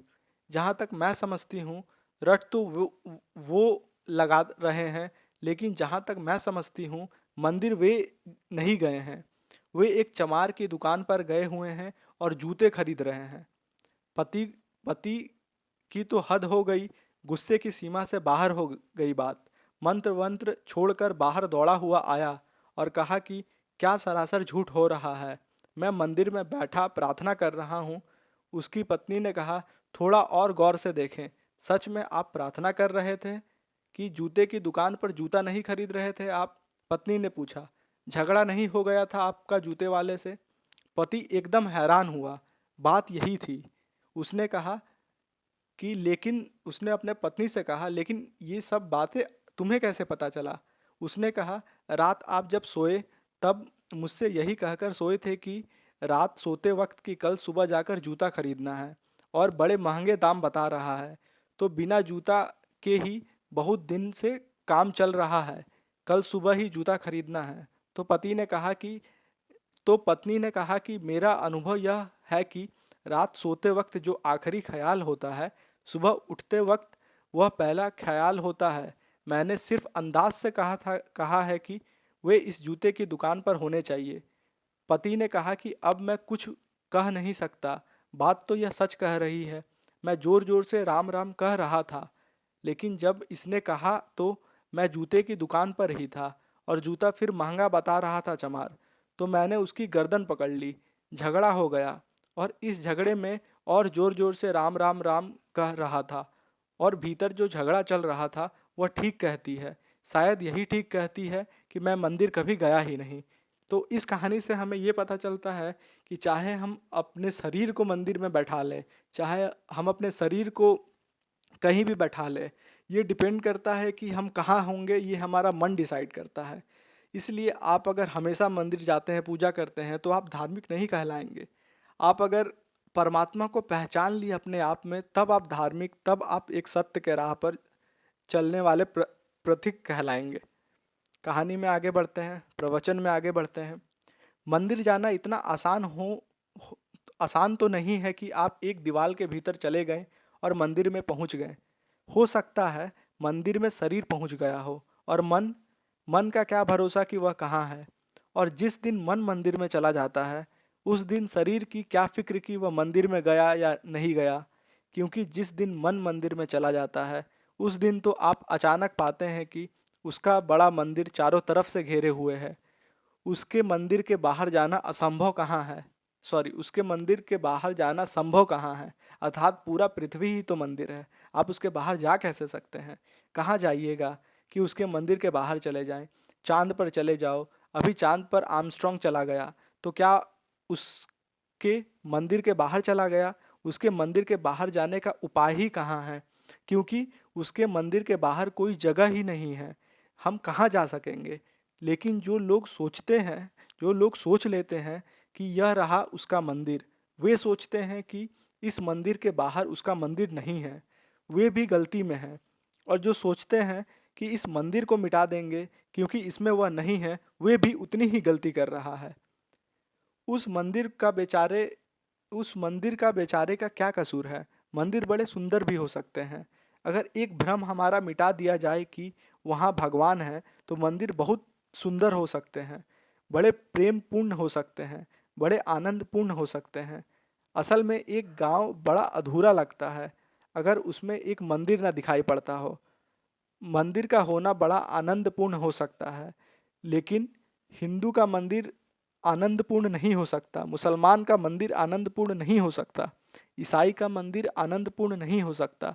परमात्मा का मंदिर आनंदपूर्ण हो सकता है, लेकिन हिंदू, मुसलमान, ईसाई की राजनीति इतनी गहरी है कि वह परमात्मा के मंदिर का प्रतीक भी नहीं बनने देते। और इसलिए अब हिंदू का मंदिर और मुसलमानों की मस्जिद तो बड़ी कुरूप मालूम पड़ती है, बहुत अगली। भला आदमी उसकी तरफ देखने से भी संकुचता है। वहाँ बहुत दुष्टों का अड्डा जमा हुआ है। वहाँ उपद्रव की, मिस्चीफ की सारी योजनाएं रची जाती है। और यह भी जरूरी नहीं है कि जो योजनाएं रचते हैं वे बहुत जानकार रचते हैं, क्योंकि मैं समझता हूँ उपद्रव की योजना कोई भी जानकर नहीं रचता, सिर्फ अज्ञान में ही रची जाती है। तो वह सारी पृथ्वी को उन्होंने इस हालत में डाल दिया है। अगर पृथ्वी में कभी मंदिर मिटेंगे तो नास्तिकों के कारण नहीं। पृथ्वी में अगर कभी मंदिर मिटेंगे तो तथाकथित आस्तिकों के कारण करीब करीब मिट ही गए हैं, मिटे जा रहे हैं। पृथ्वी पर अगर मंदिर को बचाना है तो बड़े मंदिर को पहले देखना जरूरी है, फिर छोटे मंदिर उनमें अपने आप बच जाते हैं। बड़े मंदिर का अर्थात ओशो का है कि पूरे पृथ्वी को एक मंदिर की तरह देखना, तब ये प्रतीक रह जाते हैं। छोटे मंदिर एक प्रतीक की तरह रह जाते हैं एक बड़े मंदिर का। जैसे कि मैंने प्रेम में आपको एक रुमाल भेंट किया, तो रुमाल 4 आने का है, लेकिन आप उसे संभाल कर तिजोरी में रखते हैं। मैं एक गांव में गया, स्टेशन पर लोग मुझे विदा करने आए थे। किसी ने फूल माला मेरी गले में डाली, मैंने उसे उतारकर पास में एक लड़की खड़ी थी उसे दे दी। 6 साल बाद उस गांव में गया तो उस लड़की ने मुझे कहा कि आपकी फूल माला को मैंने बड़ा संभाल कर मैंने रखा है, फूल माला तो सूख गई, दूसरों को उसमें सुगंध नहीं आती है, लेकिन मुझे अब भी आती है। आपने जो दी थी, उसके घर में गया हूँ, उसने एक बड़ी सुंदर पेटी में उस फूल माला को संभाल कर रखा हुआ है। न अब फूल बचे हैं, सब सूख गया है।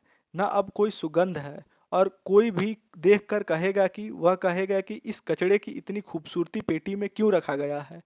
कोई भी देखकर कहेगा तो वह कहेगा, इस कचड़े को इतनी खूबसूरत पेटी में रखने की ज़रूरत क्या है। यह पेटी बहुत कीमती है और यह कचरा तो बिल्कुल बेकीमती है। लेकिन वह लड़की पेटी को फेंक सकती है, वह कचड़े को नहीं। उस कचड़े में उसे कुछ न कुछ दिखाई पड़ता है। वह एक प्रतीक, एक सिंबल है। उस कचड़े में किसी प्रेम की याददाश्त है। वह सारी दुनिया के लिए कचड़ा होगा, उसके लिए कचरा नहीं है। अगर मस्जिद, मंदिर और गिरजे किसी दिन प्रभु की तरफ उठती हुई आकांक्षा की सिर्फ याददाश्त रह जाए, तो सच बात तो यही है। देखे गिरजे के उठते हुई मीनार, मस्जिद मस्जिद की उठती हुई मीनार, मंदिर का गुंबद, आकाश को छूते हुए कलश। वह मनुष्य के भीतर जो ऊपर उठने की आकांक्षा है, उस परमात्मा की तलाश के लिए जो यात्रा है, उसके सिर्फ प्रतीक हैं। उससे ज़्यादा कुछ भी नहीं है। उसके सिर्फ प्रतीक हैं कि मनुष्य सिर्फ मकान से राजी नहीं है। मनुष्य मंदिर भी बनाना चाहता है। मनुष्य सिर्फ पृथ्वी से राजी नहीं है, आकाश की तरफ आकाश की तरफ भी उठना चाहता है। अर्थात ये मंदिर एक सिंबल, एक संकेत की तरह है। ये हमें बताते हैं, ये हमें लक्ष्य दिखाते हैं कि हमें ऊपर की तरफ भी जाना है, हमें परमात्मा को भी पहचानना है, हमें पूरे दुनिया को एज अ मंदिर पहचानना है। एक सिंबल की तरह है जो हमें बार बार याद दिलाए, जो हमें, हम अगर गलती से भूल जाएं अपना लक्ष्य या परमात्मा को भूल जाए, तो एक सिंबल की तरह है कि वहाँ से हमें याद आए और फिर हम परमात्मा को ढूंढने अपने अंदर जाएं। तो इसलिए मंदिर की महत्व है। इसलिए मंदिर में दिए जल रहे हैं। कभी सोचा कि वे दिए किस लिए जल रहे हैं? घी के दिए जल रहे हैं। कभी सोचा वे घी के दिए इसलिए जल रहे हैं? कभी आपने सोचा है कि कभी सोचा कि दिया भर एक चीज है जमीन पर, जो नीचे की तरफ कभी नहीं जाता, सदा ऊपर की तरफ ही जाता है। नीचे की तरफ ले जा नहीं सकते दिए को।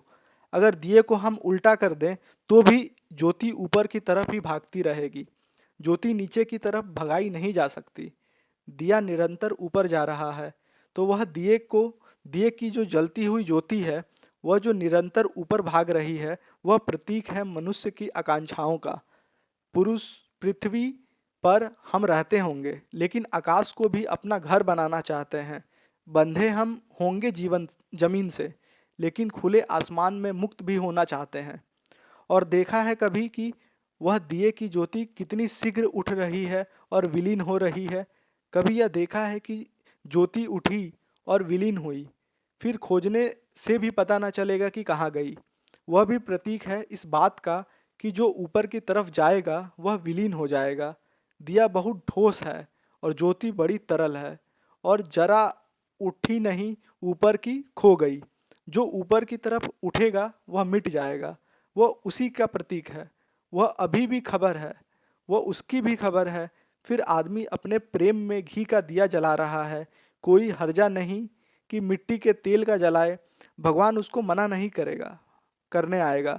अर्थात जो दिया का महत्व है वो बस ये जानना कि जो ऊपर के तरफ उठता है वो विलीन हो जाता है, वो मैं को भूल जाता है, वो जल्दी परमात्मा की तरफ पहुंचता है। वो एक सिग्नल है, वो एक सिंबल है। लेकिन हमारे भाव ये हैं कि ऊपर की तरफ वही जा सकता है जो नीचे घी की तरह पवित्र हो। ऊपर की तरफ जाने की संभावना तभी है, ऐसे जो मिट्टी के तेल का दिया भी ऊपर के तरफ जाएगा, और मिट्टी के तेल में घी से कुछ कमी नहीं है, लेकिन हमारे भाव के प्रतीक हैं। जो प्रतीक यह है कि घी की तरह पवित्र ऊपर जा सकेगा, ऊपर की यात्रा हो सकेगा। यह सिर्फ भाव मात्र है। मंदिर भी ऐसे ही प्रतीक हैं, मस्जिद भी ऐसे ही प्रतीक हैं, गिरजे भी। वे बड़े प्यारे हो सकते हैं, बहुत एस्थेटिक हो सकते हैं, बहुत सौंदर्य के प्रतीक हैं, बड़े अद्भुत चित्र हैं जो आदमी ने बनाए, लेकिन बड़े कुरूप हो गए क्योंकि उनके साथ बहुत बेहूदगी जुड़ी गई है। मंदिर मंदिर नहीं रहा है। हिंदू का मंदिर हो गया, हिंदू का भी नहीं रहा, वैष्णव का हो गया, वैष्णव का भी नहीं रहा, फलाने का हो गया। टूटते टूटते सारे मंदिर राजनीति के अड्डे हो गए हैं, जहाँ से संगठन और संप्रदाय प्राण पाते हैं और खतरे में ले जाते हैं, और धीरे धीरे सब दुकानें को सब दुकानें हो गए हैं, जहाँ शोषण चलता है और जहाँ ने न्यस्त स्वार्थ है, केवल स्वार्थ ही पैदा है। अर्थात जहाँ भी ये हम धर्म के नाम पे लड़ रहे हैं या जितने भी ये रिलीजियस प्लेसेस हैं, आजकल ये 2 चीज़ें के लिए ज़्यादा फेमस हो गया है। एक तो वहाँ से पॉलिटिक्स चलता है, सेकंड एक जो उसे टूरिज़्म बना दिया गया है हमारे मंदिरों को, जो कि एक रिलीजियस प्लेस है, जिसे हमें सोचना चाहिए। आप कभी सोचिए, आप अगर किसी मंदिर पे घूमने जाते हैं, जैसे केदारनाथ घूमने गए, क्या आप सोच सकते हैं कि अगर आपको बोला जाए कि आपको वहाँ फ़ोटो शूट करने ना दिया जाए, क्या आप वहाँ फिर भी घूमने जाएँगे? क्योंकि एक रिलीजियस प्लेस है, वहाँ का ऑरा कुछ अलग है, वहाँ एक पॉजिटिविटी के लिए जाते हैं। ये दिखाने नहीं जाते हैं फ़ोटो में या वहाँ डांस करके या वहाँ किसी कोई अलग उपद्रव करके कि हम वहाँ गए थे। ये आपको दिखाने के लिए आपको वहाँ नहीं जाना है। वो एक रिलीजियस प्लेस है, वहाँ के एनर्जी को फ़ील करने जाना है। वहाँ ध्यान में जाने में मदद मिलती है, उस कंडीशन को फ़ील करके उसका महत्व समझकर उसका फ़ायदा उठाना है। ना कि फ़ोटो खिंचवा के सोशल मीडिया डाल के उसे ये दिखाना कि मैं गया था। तो ये भावनाएँ हमें चेंज करनी पड़ेगी। आगे बढ़ते हैं। तो मैं आपसे यह नहीं कहता है कि मंदिर मिटा दो। मैं आपसे यह कहता हूँ कि मंदिर से जुड़ा हुआ जो भी व्यर्थ है, उसको ज़रूर मिटाना है। न्यस्त स्वार्थ मिटाना है। मंदिर को दुकान होने से बचाना है। मंदिर को संगठनों और संप्रदायों से बचाना है। वह निपट परमात्मा की याद रह जाए। वह प्रतीक रह जाए, भागता हुआ आकाश की तरफ। जो मंदिर तो बड़ा सुंदर है। और मैं आपसे यह कहता हूँ कि जब तक मंदिर राजनीति के अड्डे हैं, और राजनीति के अड्डे ही हैं मंदिर अब। जब कोई मंदिर हिंदू का है तो वह राजनीति का अड्डा हो गया, क्योंकि राजनीति यानी संगठन और धर्म यानी संगठन से उसका कोई संबंध नहीं। धर्म यानी साधना और राजनीति यानी संगठन। इतना ख्याल रखना, धर्म का साधना से तो कोई संबंध हो ही नहीं सकता, संगठन से कोई भी नहीं। और राजनीति संगठन पर जीती है, संगठन घृणा पर जीता है, घृणा खून पर जीती है। और वह सब उपद्रव चलाना जानता है, उपद्रव चलता रहता है। मंदिर को नहीं मिटाने देना है। मंदिर का प्रतीक अपवित्र हो गया है, वह अपवित्रता उससे झाड़ देनी है, तब बड़े सौंदर्य का प्रतीक रह जाएगा वह। अगर गांव में एक मंदिर हो रह जाए, जो न हिंदू का, न मुसलमान का, न ईसाई का, तो वह गांव बड़ा सुंदर हो जाएगा। वह मंदिर उस गांव का आभूषण बन जाएगा। वह गांव के बीच असीम की एक याद बन जाएगा। और तब उस मंदिर में जाने वाले ऐसा ना समझेंगे कि मंदिर में जाकर वह भगवान के पास पहुंच गए, और बाहर थे तो भगवान के पास नहीं थे। उस मंदिर में जाने वाले सिर्फ इतना ही समझेंगे कि मंदिर एक जगह है जहां हम भीतर उतरने के लिए सुविधा, सौंदर्य, शांति, एकांत उपलब्ध कर लेते हैं, और कुछ भी नहीं। तब मंदिर भगवान के पास जाने का नहीं, मंदिर ध्यान में जाने के लिए सिर्फ एक उपयुक्त स्थल रह जाएगा, और ध्यान परमात्मा में ले जाने का मार्ग बन जाता है। मैंने जो उदाहरण केदारनाथ के लिए दिया था या दूसरे रिलीजियस प्लेसेस के लिए दिया था, उसका सिर्फ ये मतलब है कि उस प्लेसेस पे परमात्मा को पहचानने का, उस ध्यान में जाने के लिए जो व्यवस्था है वो ज़्यादा इंटेंसिटी से है। दूसरे जगह पर आप अगर आपको 1 घंटे लगेंगे तो आप वहाँ 5 मिनट में उस जगह पर उस ध्यान, उस इंटेंसिटी में पहुँच सकते हैं। इस कारण से वो मंदिर वहाँ बनाए गए हैं।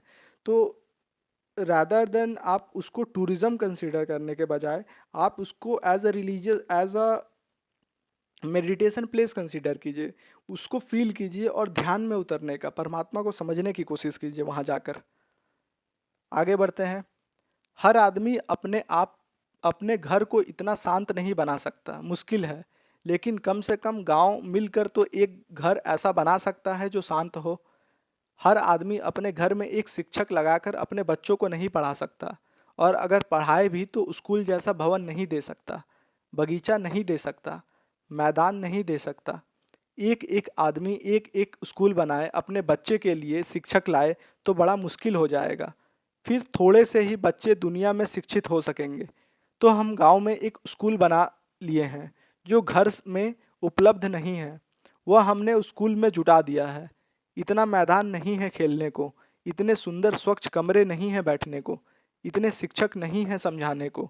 तो गांव एक स्कूल है, उनमें सारे बच्चे इकट्ठे हो जाते हैं, तो गांव के पास साधना का भी एक स्थल होना चाहिए। उतना ही मंदिर का अर्थ है, मस्जिद का अर्थ है, और कोई भी अर्थ नहीं है। अर्थात मंदिर एक साधना का स्थल जैसा कंसीडर करना चाहिए, किसी भी धर्म से इसे नहीं जोड़ना चाहिए। आगे बढ़ते हैं। लेकिन अब वे साधना के स्थल नहीं रह गए हैं, अब वे उपद्रव के स्थल हो गए हैं, जहाँ से झगड़े और आग फैलती है। तो मंदिर को नहीं मिटा देना चाहिए, मंदिर को नहीं मिटा देना है, मंदिर उपद्रव न रह जाए इसकी जरूर फिक्र करनी है। और मंदिर धर्म के हाथ में आ जाए, हिंदू और मुसलमान के हाथ में न रह जाए, इसकी भी जरूर फिक्र करनी है। और जिस गांव के बच्चे उतनी ही सरलता से मस्जिद में जा सकते हो जितनी सरलता से मंदिर में, उतनी ही सरलता से गिरजे में जा सकते हो जितनी सरलता से और किसी शिवालय में, वह गांव धार्मिक गांव है। उस गांव के लोग भले हैं, उस गांव के माँ बाप अपने बच्चों के दुश्मन नहीं हैं, उस गांव के माँ बाप अपने बच्चों को प्रेम करते हैं। और उस गांव के माँ बाप एक बुनियादी रख रहे हैं कि उनके बच्चे कभी नहीं लड़ेंगे। उस गांव के माँ बाप कहते हैं मस्जिद भी उनका घर है, मंदिर भी उनका घर है। जाओ जहाँ तुम्हें शांति मिले वहाँ बैठो, वहाँ उसे खोजो। घर तो सब कुछ उसका ही है, लेकिन एक दफ़ा उसकी झलक मिल जाए, उसके लिए भीतर जाओ, कहीं भी जाओ। उस दिन दुनिया में ठीक ठीक मंदिर बन सकेगा, अब तक वह नहीं बन सका है।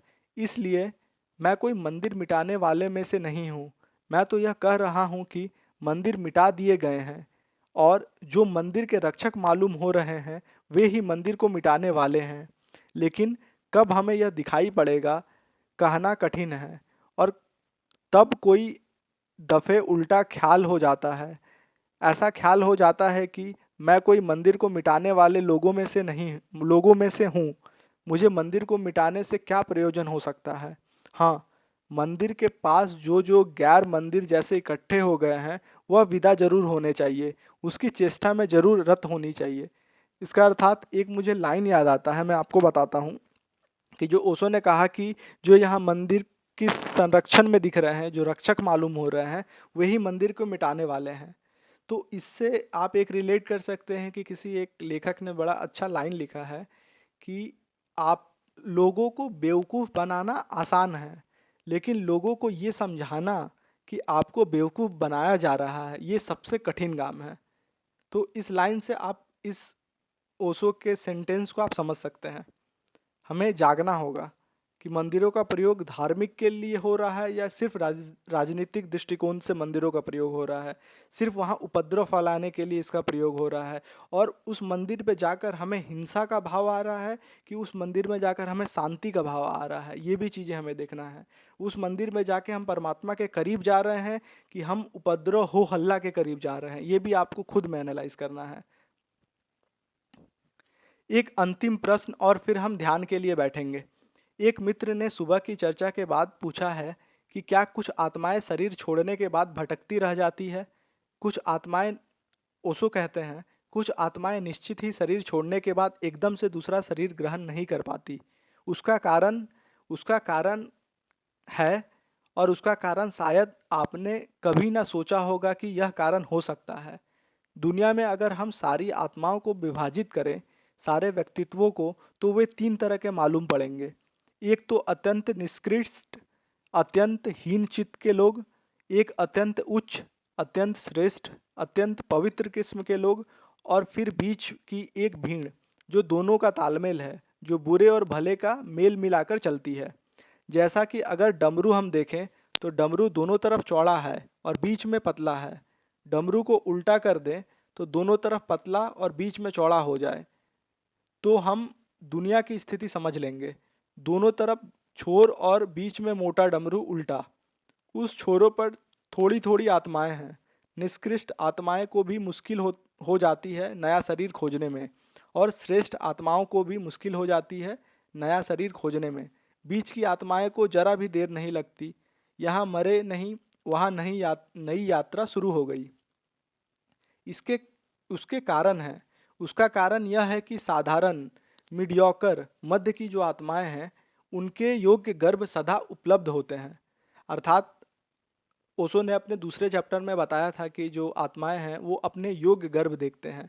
उस हिसाब से वो गर्भ वहाँ अपने आप उस स्थिति में पहुँच जाते हैं, उस माँ के पेट में पहुँच जाते हैं। तो जो आत्माएं होती है या तो एकदम उत्कृष्ट आत्माएं होंगी या एकदम निष्कृष्ट आत्माएं होंगी, बट इन दोनों की संख्या कम होगी।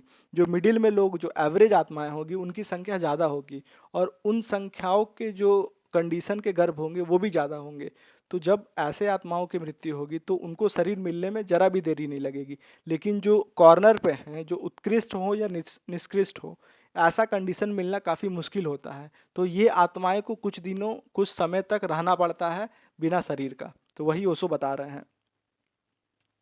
मैं आपको कहना चाहूँगा कि जैसे ही आदमी मरता है, मरते ही उसको सामने सैकड़ों लोग संभोग करते हुए सैकड़ों जोड़े दिखाई पड़ते हैं मरते ही। और जिस जोड़ों के प्रति वह आकर्षित हो जाता है वहाँ गर्भ में प्रवेश कर जाता है।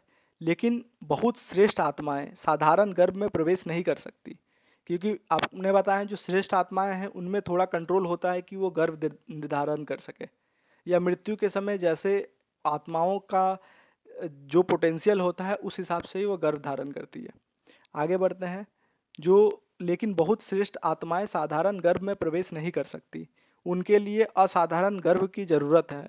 जहाँ असाधारण संभावनाएं व्यक्तित्व में मिल सके तो श्रेष्ठ आत्माएं को रुक जाना पड़ता है, निष्कृष्ट आत्माओं को भी रुक जाना पड़ता है, क्योंकि उनके योग्य भी गर्भ नहीं मिलता। क्योंकि उनके योग्य मतलब अत्यंत अयोग्य गर्भ मिलना चाहिए, वह भी साधारण नहीं है। तो श्रेष्ठ और निष्कृष्ट दोनों को रुक जाना पड़ता है। साधारण जन एकदम जन्म ले लेता है, उसके लिए कोई कठिनाई नहीं है। उसके लिए निरंतर बाजार में गर्भ उपलब्ध हैं, वह तत्काल किसी गर्भ के प्रति आकर्षित हो जाता है। सुबह मैंने बारदों की बात की थी। बारदों की प्रक्रिया में मरते हुए आदमी को यह भी कहा जाता है कि अभी तुम्हें सैकड़ों जोड़े भोग करते हुए, संभोग करते हुए दिखाई पड़ेंगे। तू जरा सोच कर, जरा रुक कर, जरा ठहर कर गर्भ में प्रवेश करना, जल्दी मत करना।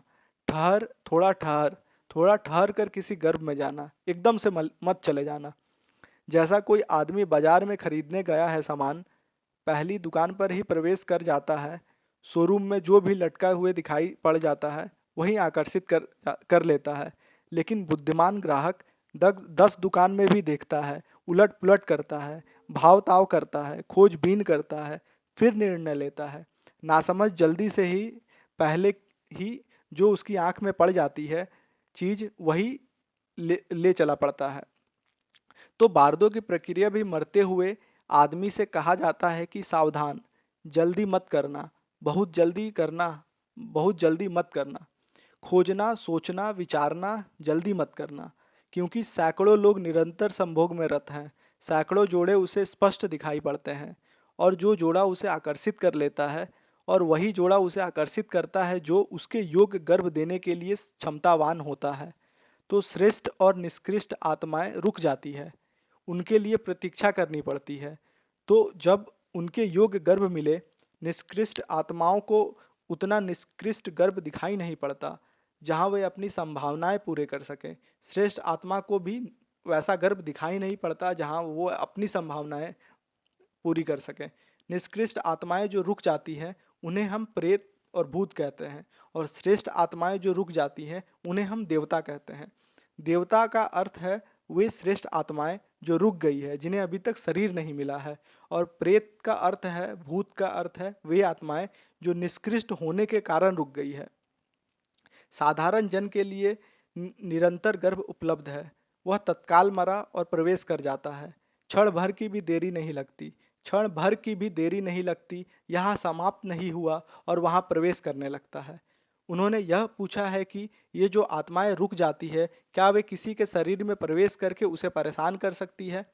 ओशो बताते हैं कि इसकी भी संभावना है, क्योंकि वे आत्माएं जिनको शरीर नहीं मिलता, शरीर के बिना बहुत पीड़ित होने लगती है। निष्कृष्ट आत्माएं शरीर के बिना बहुत पीड़ित होने लगती हैं। श्रेष्ठ आत्माएं शरीर के बिना अत्यंत प्रफुल्लित हो जाता है।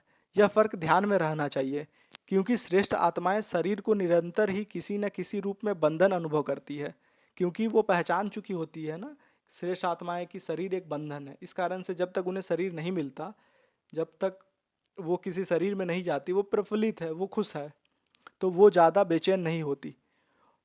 तो जो श्रेष्ठ आत्माएं निरंतर ही किसी न किसी रूप में बंधन अनुभव करती है और चाहती है कि इतनी हल्की हो जाए कि शरीर का बोझ भी न रह जाए। अंततः वह शरीर से भी मुक्त हो जाना चाहती है, क्योंकि शरीर भी एक कारागृह मालूम होता है। अंततः उसे लगता है कि शरीर भी कुछ ऐसा काम करवा लेता है जो न करने योग्य है, इसलिए वह शरीर के लिए बहुत मोहग्रस्त नहीं होता। निष्कृष्ट आत्मा शरीर के बिना एक क्षण भी नहीं रह सकती, क्योंकि उसका सारा रस, सारा सुख शरीर से ही बंधा है।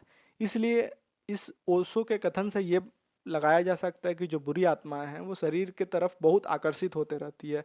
इस कारण से दूसरे के शरीर में प्रवेश करने की संभावना बनी है। इस लाइन से ये पता चलता है, क्योंकि जो निष्कृष्ट आत्मा है उसका जितना भी हैप्पीनेस है, प्लेजर है, वो शरीर से जुड़ा हुआ है और अभी उसके पास शरीर नहीं है। वो चाहता है उस प्लेजर को शरीर के द्वारा पूरा करना। ठीक है। शरीर के बिना कुछ आनंद नहीं लिए जा सकते हैं। जैसे समझे एक विचारक है, तो विचारक का जो आनंद है वह शरीर के बिना भी उपलब्ध हो सकता है, क्योंकि विचार का शरीर से कोई संबंध नहीं है। तो अगर एक विचारक की आत्मा भटक जाए, शरीर ना मिले, तो उस आत्मा को शरीर लेने की कोई तीव्रता नहीं होती, क्योंकि विचार का आनंद तब भी लिया जा सकता है। क्योंकि समझो कि एक भोजन करने में रस लेने वाला आदमी है, तो शरीर के बिना भोजन करने में रस असंभव है। तो उसके प्राण बड़े छटपटाने लगते हैं कि वह कैसे किसी शरीर में प्रवेश कर जाए, और उसके योग्य गर्भ न मिलता है तो वह किसी कमजोर आत्मा में, कमजोर आत्मा से मतलब है ऐसी आत्मा जो अपने शरीर की मालिक नहीं है, उस शरीर में वह प्रवेश कर सकता है, किसी कमजोर आत्मा की भय की स्थिति में। अर्थात हमें, अगर हम लोग इसलिए जब डरते हैं तो हम लोग भगवान का नाम लेते हैं, ताकि हमारा जो आत्मा है थोड़ा स्ट्रांग हो और दूसरी आत्मा हमारे शरीर में प्रवेश न कर पाए। और ध्यान रहे, भय का एक बहुत गहरा अर्थ है। भय का अर्थ है जो सिकोड़ दे। जब आप भयभीत होते हैं तो आप सिकोड़ जाते हैं, जब आप प्रफुल्लित होते हैं तो आप फैल जाते हैं। जब कोई व्यक्ति भयभीत होता है तो आप उसकी आत्मा सिकुड़ जाती है और उसके शरीर में बहुत जगह छूट जाती है जहाँ कोई दूसरी आत्मा प्रवेश कर सकती है। एक नहीं, बहुत आत्माएं भी एकदम से प्रवेश कर सकती है। इसलिए भय की स्थिति में कोई आत्मा किसी शरीर में प्रवेश कर सकती है, और करने का कुल कारण इतना होता है कि उसमें जो रस है वे शरीर से बंधे हुए हैं। जो निष्क्रिय आत्मा जो रस लेना चाहती है वो शरीर से बंधे हैं, और जब तक उसे कोई शरीर नहीं मिलेगा तब तक वो रस की पूर्ति नहीं हो पाएगी। इस कारण से वो निष्क्रिय आत्माएं किसी शरीर के प्रवेश, दूसरे शरीर में प्रवेश करने की कोशिश करती है जो शरीर अभी भय में है, और भय के कारण उसका आत्मा सिकुड़ा हुआ है, तो जो जगह बचा है उसमें वो आत्मा प्रवेश कर जाती है। वे दूसरे के शरीर में प्रवेश करके लेने की कोशिश करती है। इसकी पूरी संभावना है, इसके पूरे तथ्य हैं, इसकी पूरी वास्तविकता है। इसका यह मतलब नहीं है कि एक तो भयभीत व्यक्ति हमेशा खतरे में है। इसका यह मतलब हुआ कि एक तो भयभीत व्यक्ति हमेशा खतरे में है। जो भयभीत है उसे खतरा हो सकता है, क्योंकि वह सिकुड़ी हुई हालत में होता है। वह अपने मकान में, अपने घर में एक कमरे में रहता है, बाकी कमरे उसके खाली पड़े रहते हैं। बाकी कमरों में दूसरे लोग मेहमान बन सकते हैं। कभी कभी श्रेष्ठ आत्माएं भी शरीर में प्रवेश करती है, कभी कभी। जैसे जैसे हम लोग बोलते हैं कोई देवी आ गई या कोई देवता आ गए, अर्थात उस समय श्रेष्ठ आत्माएं हमारे शरीर में प्रवेश कर रही है, लेकिन उनका प्रवेश बहुत दूसरे कारणों से होता है। कुछ कृत्य है करुणा के, जो शरीर के बिना नहीं किए जा सकते।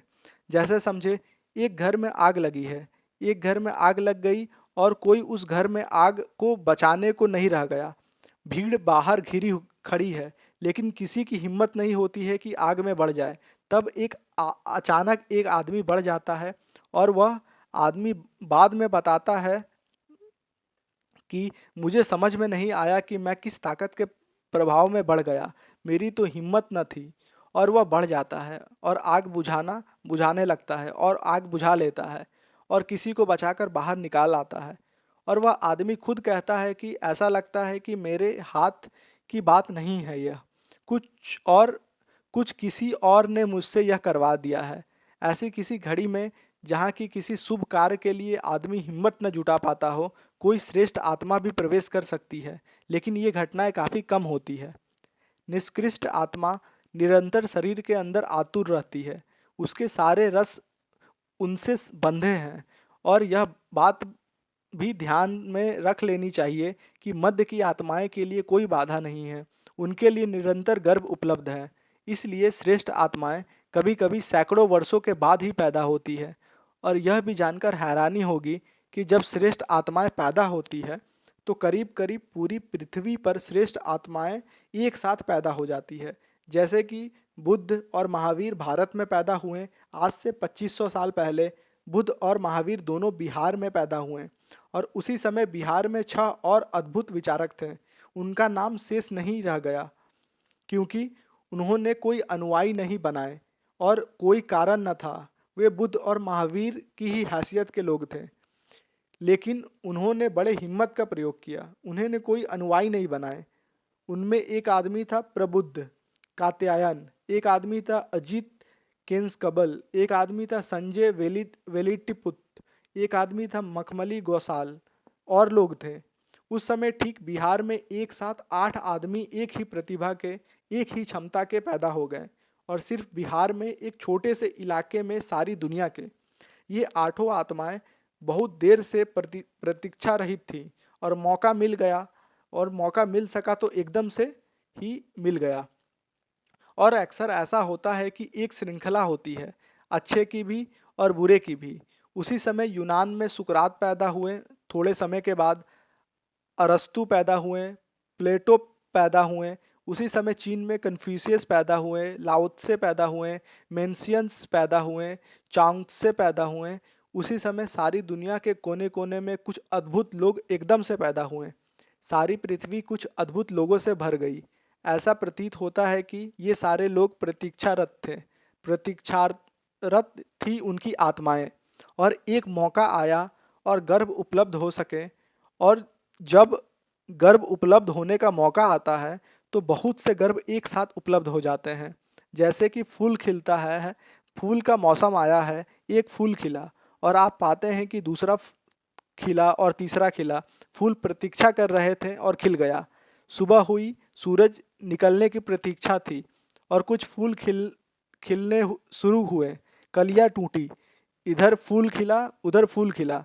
रात भर की फूल प्रतीक्षा कर रहे थे, सूरज निकला और फूल खिल गए। अर्थात ये सारी आत्माएं जो भी थी वो सब प्रतीक्षा कर रही थी कि कैसे ये सिचुएशन आए जहाँ पर वो इस पृथ्वी पर जन्म ले सके। तो एक साथ वो सब कंडीशंस हुए, एक साथ वैसा उत्कृष्ट गर्भ मिला और एक साथ दुनिया के अनेक पार्ट में सभी श्रेष्ठ आत्माओं का जन्म हुआ। आगे बढ़ते हैं। ठीक ऐसे ही निष्कृष्ट आत्माओं के लिए भी होता है। जब पृथ्वी पर उनके लिए योग्य वातावरण मिलता है तो एक साथ एक श्रृंखला में वे पैदा हो जाते हैं। जैसा हमारे इस युग ने भी हिटलर और स्टालिन और माओ जैसे लोग एकदम से पैदा किए। एकदम से ऐसे खतरनाक लोग पैदा किए जिनको हजारों साल तक प्रतीक्षा करनी पड़ी होगी, क्योंकि स्टालिन या हिटलर या माओ जैसा आदमियों को भी जल्दी पैदा नहीं किया जा सकता। अकेले स्टालिन ने रूस में कोई 60 लाख लोगों की हत्या की, अकेले एक आदमी ने। और हिटलर ने अकेले एक आदमी ने कोई 1 करोड़ लोगों की हत्या की। हिटलर ने हत्या के ऐसे साधन इजाद किए जैसे पृथ्वी पर कभी किसी ने नहीं किए हैं। हिटलर ने इतनी सामूहिक हत्या की जैसे कभी किसी आदमी ने नहीं की थी। तैमूर लंग और चंगेज खान सब बचकाने सिद्ध हो गए हिटलर के सामने। हिटलर ने गैस चैम्बर बनवाए। उन्होंने कहा एक एक आदमी को तो मारना तो बहुत महंगा है, एक एक आदमी को मारो तो गोली बहुत महंगी पड़ती है।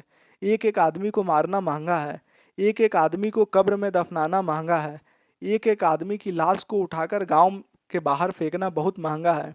तो कलेक्टिव मर्डर, सामूहिक हत्या कैसे की जाए? लेकिन सामूहिक हत्या भी करने के उपाय हैं। अभी अहमदाबाद में कर दी या कहीं और की, लेकिन ये बहुत महंगे उपाय हैं। एक एक आदमी को मारो, बहुत तकलीफ होती है, बहुत परेशानी होती है और बहुत देर भी लगती है। ऐसे एक एक को मारोगे तो काम नहीं चल सकता। इधर एक मारो उधर एक पैदा हो जाएगा, ऐसे मारने से कोई फायदा नहीं होता। तो हिटलर ने गैस चैम्बर बनवाए। एक एक चैम्बर में 5-5 हजार लोगों को इकट्ठा खड़ा करके बिजली का बटन दबाकर एकदम वाष्पीभूत किया जा सकता है। बस 5,000 लोग खड़े किए, बटन दबाए और वो 5,000 लोग मृत मृत हो गए, एकदम गए। इसके बाद हॉलो कंप्लीटली खाली हो गई, वह गैस बन गई। इसके तेज चारों तरफ से बिजली गई कि वह गैस हो गए। न उनकी कब्र बनानी पड़ी, न उनको कहीं मारकर खून गिराना पड़ा। खून वून गिराने का हिटलर का कोई नहीं लगा सकता जुर्माना। अगर पुरानी किताबों में भगवान होता, अगर पुरानी किताबों से भगवान चलता होता तो हिटलर को बिल्कुल निर्दोष पाएगा। उसने खून किसी का गिराया नहीं, किसी की छाती में छुरा नहीं मारा। उसने ऐसी तरकीब निकाली जिसका कहीं वर्णन ही नहीं था। उसने बिल्कुल नई तरकीब निकाली, गैस चैम्बर, जिसमें आदमी को खड़ा करो, बिजली की गर्म तेजी करो, एकदम आदमी वाष्पीभूत इवोपरेट हो जाता है, एकदम हवा हो जाए, बात खत्म हो गई। उस आदमी का फिर नामो निशान भी खोजना मुश्किल है, हड्डी खोजना मुश्किल है, उस आदमी की चमड़ी खोजना मुश्किल है। वह गया। पहली दफ़ा हिटलर ने पहली दफ़ा हिटलर ने इस तरह आदमी उड़ाए जैसे पानी को गर्म करके भाप बनाया जाता है। पानी कहाँ गया पता करना मुश्किल है, ऐसे ही आदमी खो गया। ऐसे गैस चैम्बर बनाकर उसने 1 करोड़ आदमियों को अंदाजन गैस चैम्बर में उड़ा दिया। तो अर्थात जो निष्कृष्ट आत्माएं हिटलर जैसी, स्टालिन जैसी, माओ जैसी, जो वो भी एक समय एक श्रृंखला में पैदा हुई। और जो अभी ओशो ने वर्णन किया, ऐसी क्रूर घटना, 1 करोड़ लोग, 60 लाख लोग को मारना, ऐसी इस निष्कृष्ट आत्मा ही कर सकता है। और ये आत्मा को भी जल्दी वैसा गर्व नहीं मिलता कि वो आ पाए। ये भी आत्माएं इंतजार करती है, ये भी आत्माएं भटकती है। और यही आत्माओं को हम लोग भूत प्रेत कहते हैं, जो दूसरे के शरीर में आके गलत गलत हरकतें करती है। तो आगे बढ़ते हैं। ऐसे आदमी को जल्दी जन्म मिलना बड़ा मुश्किल है, और अच्छा ही है कि नहीं मिलता, नहीं तो बहुत कठिनाई हो जाए। अब हिटलर को बहुत प्रतीक्षा करनी पड़ेगी, फिर बहुत समय लग सकता है। अब हिटलर को दोबारा वापस लौटने के लिए बहुत कठिन मामला है, क्योंकि इतना निष्कृष्ट गर्भ अब फिर से उपलब्ध हो। और गर्भ उपलब्ध होने का मतलब क्या है? गर्भ उपलब्ध होने का मतलब है कि माँ और पिता की लंबी श्रृंखला दुष्टता का पोषण कर रही है। लंबी श्रृंखला।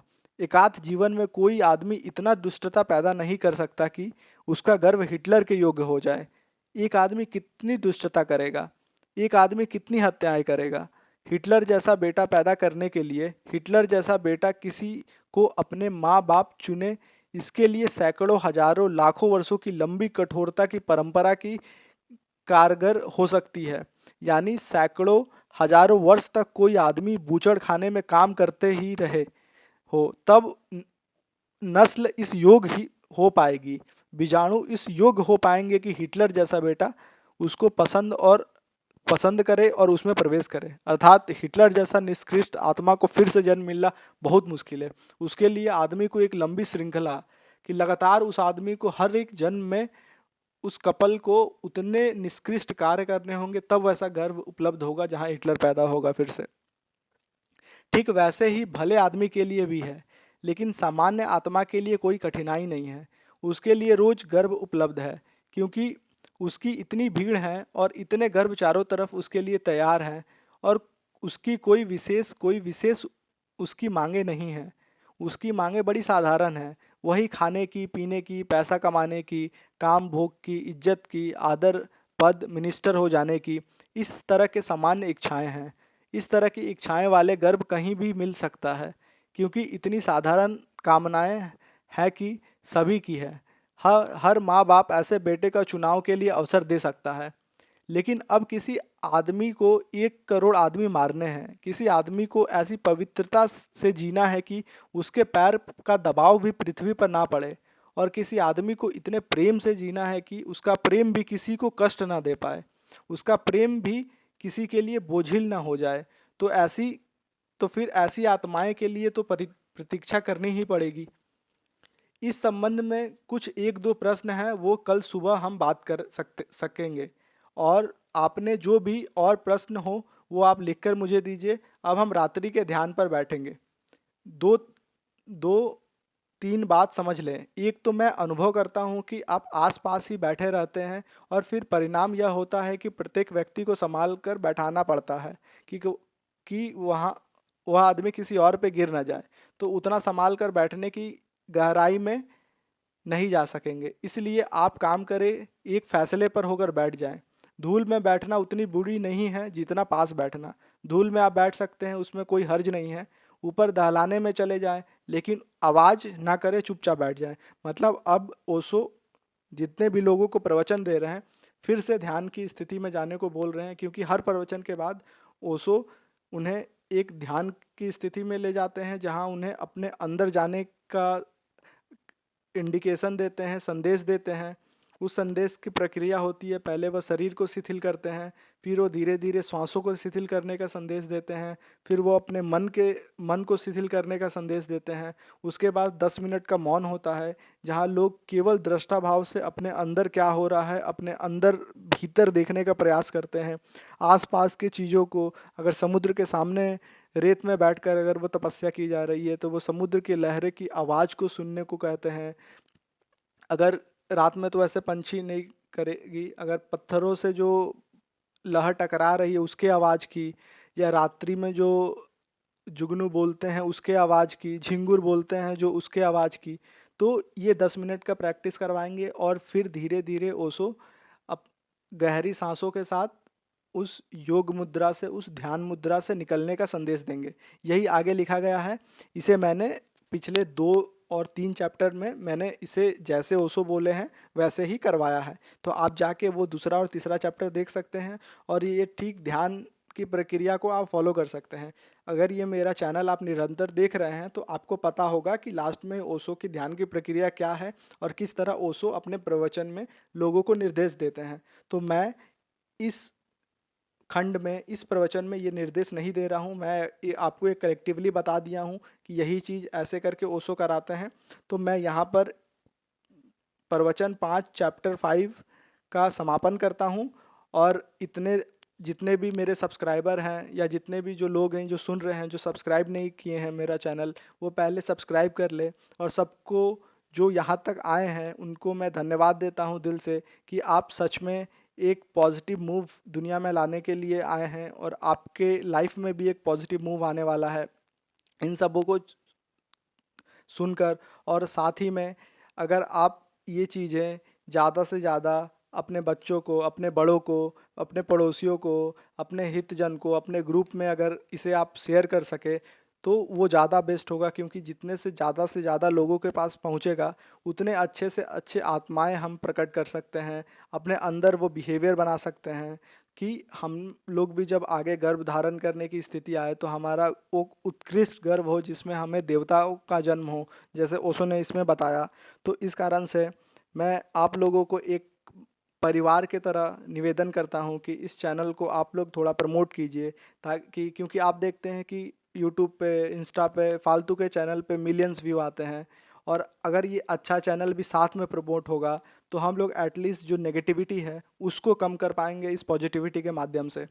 तो सभी के लिए ये रिक्वेस्ट है कि आप लोग चैनल को फॉरवर्ड कीजिए दूसरे लोगों को, ताकि ज़्यादा सब्सक्राइबर बढ़ें और ज़्यादा लोग इन्हें सुन पाए और ज़्यादा लोग पॉजिटिव हो पाए। आज के लिए धन्यवाद, थैंक यू। आपका जीवन मंगलमय हो।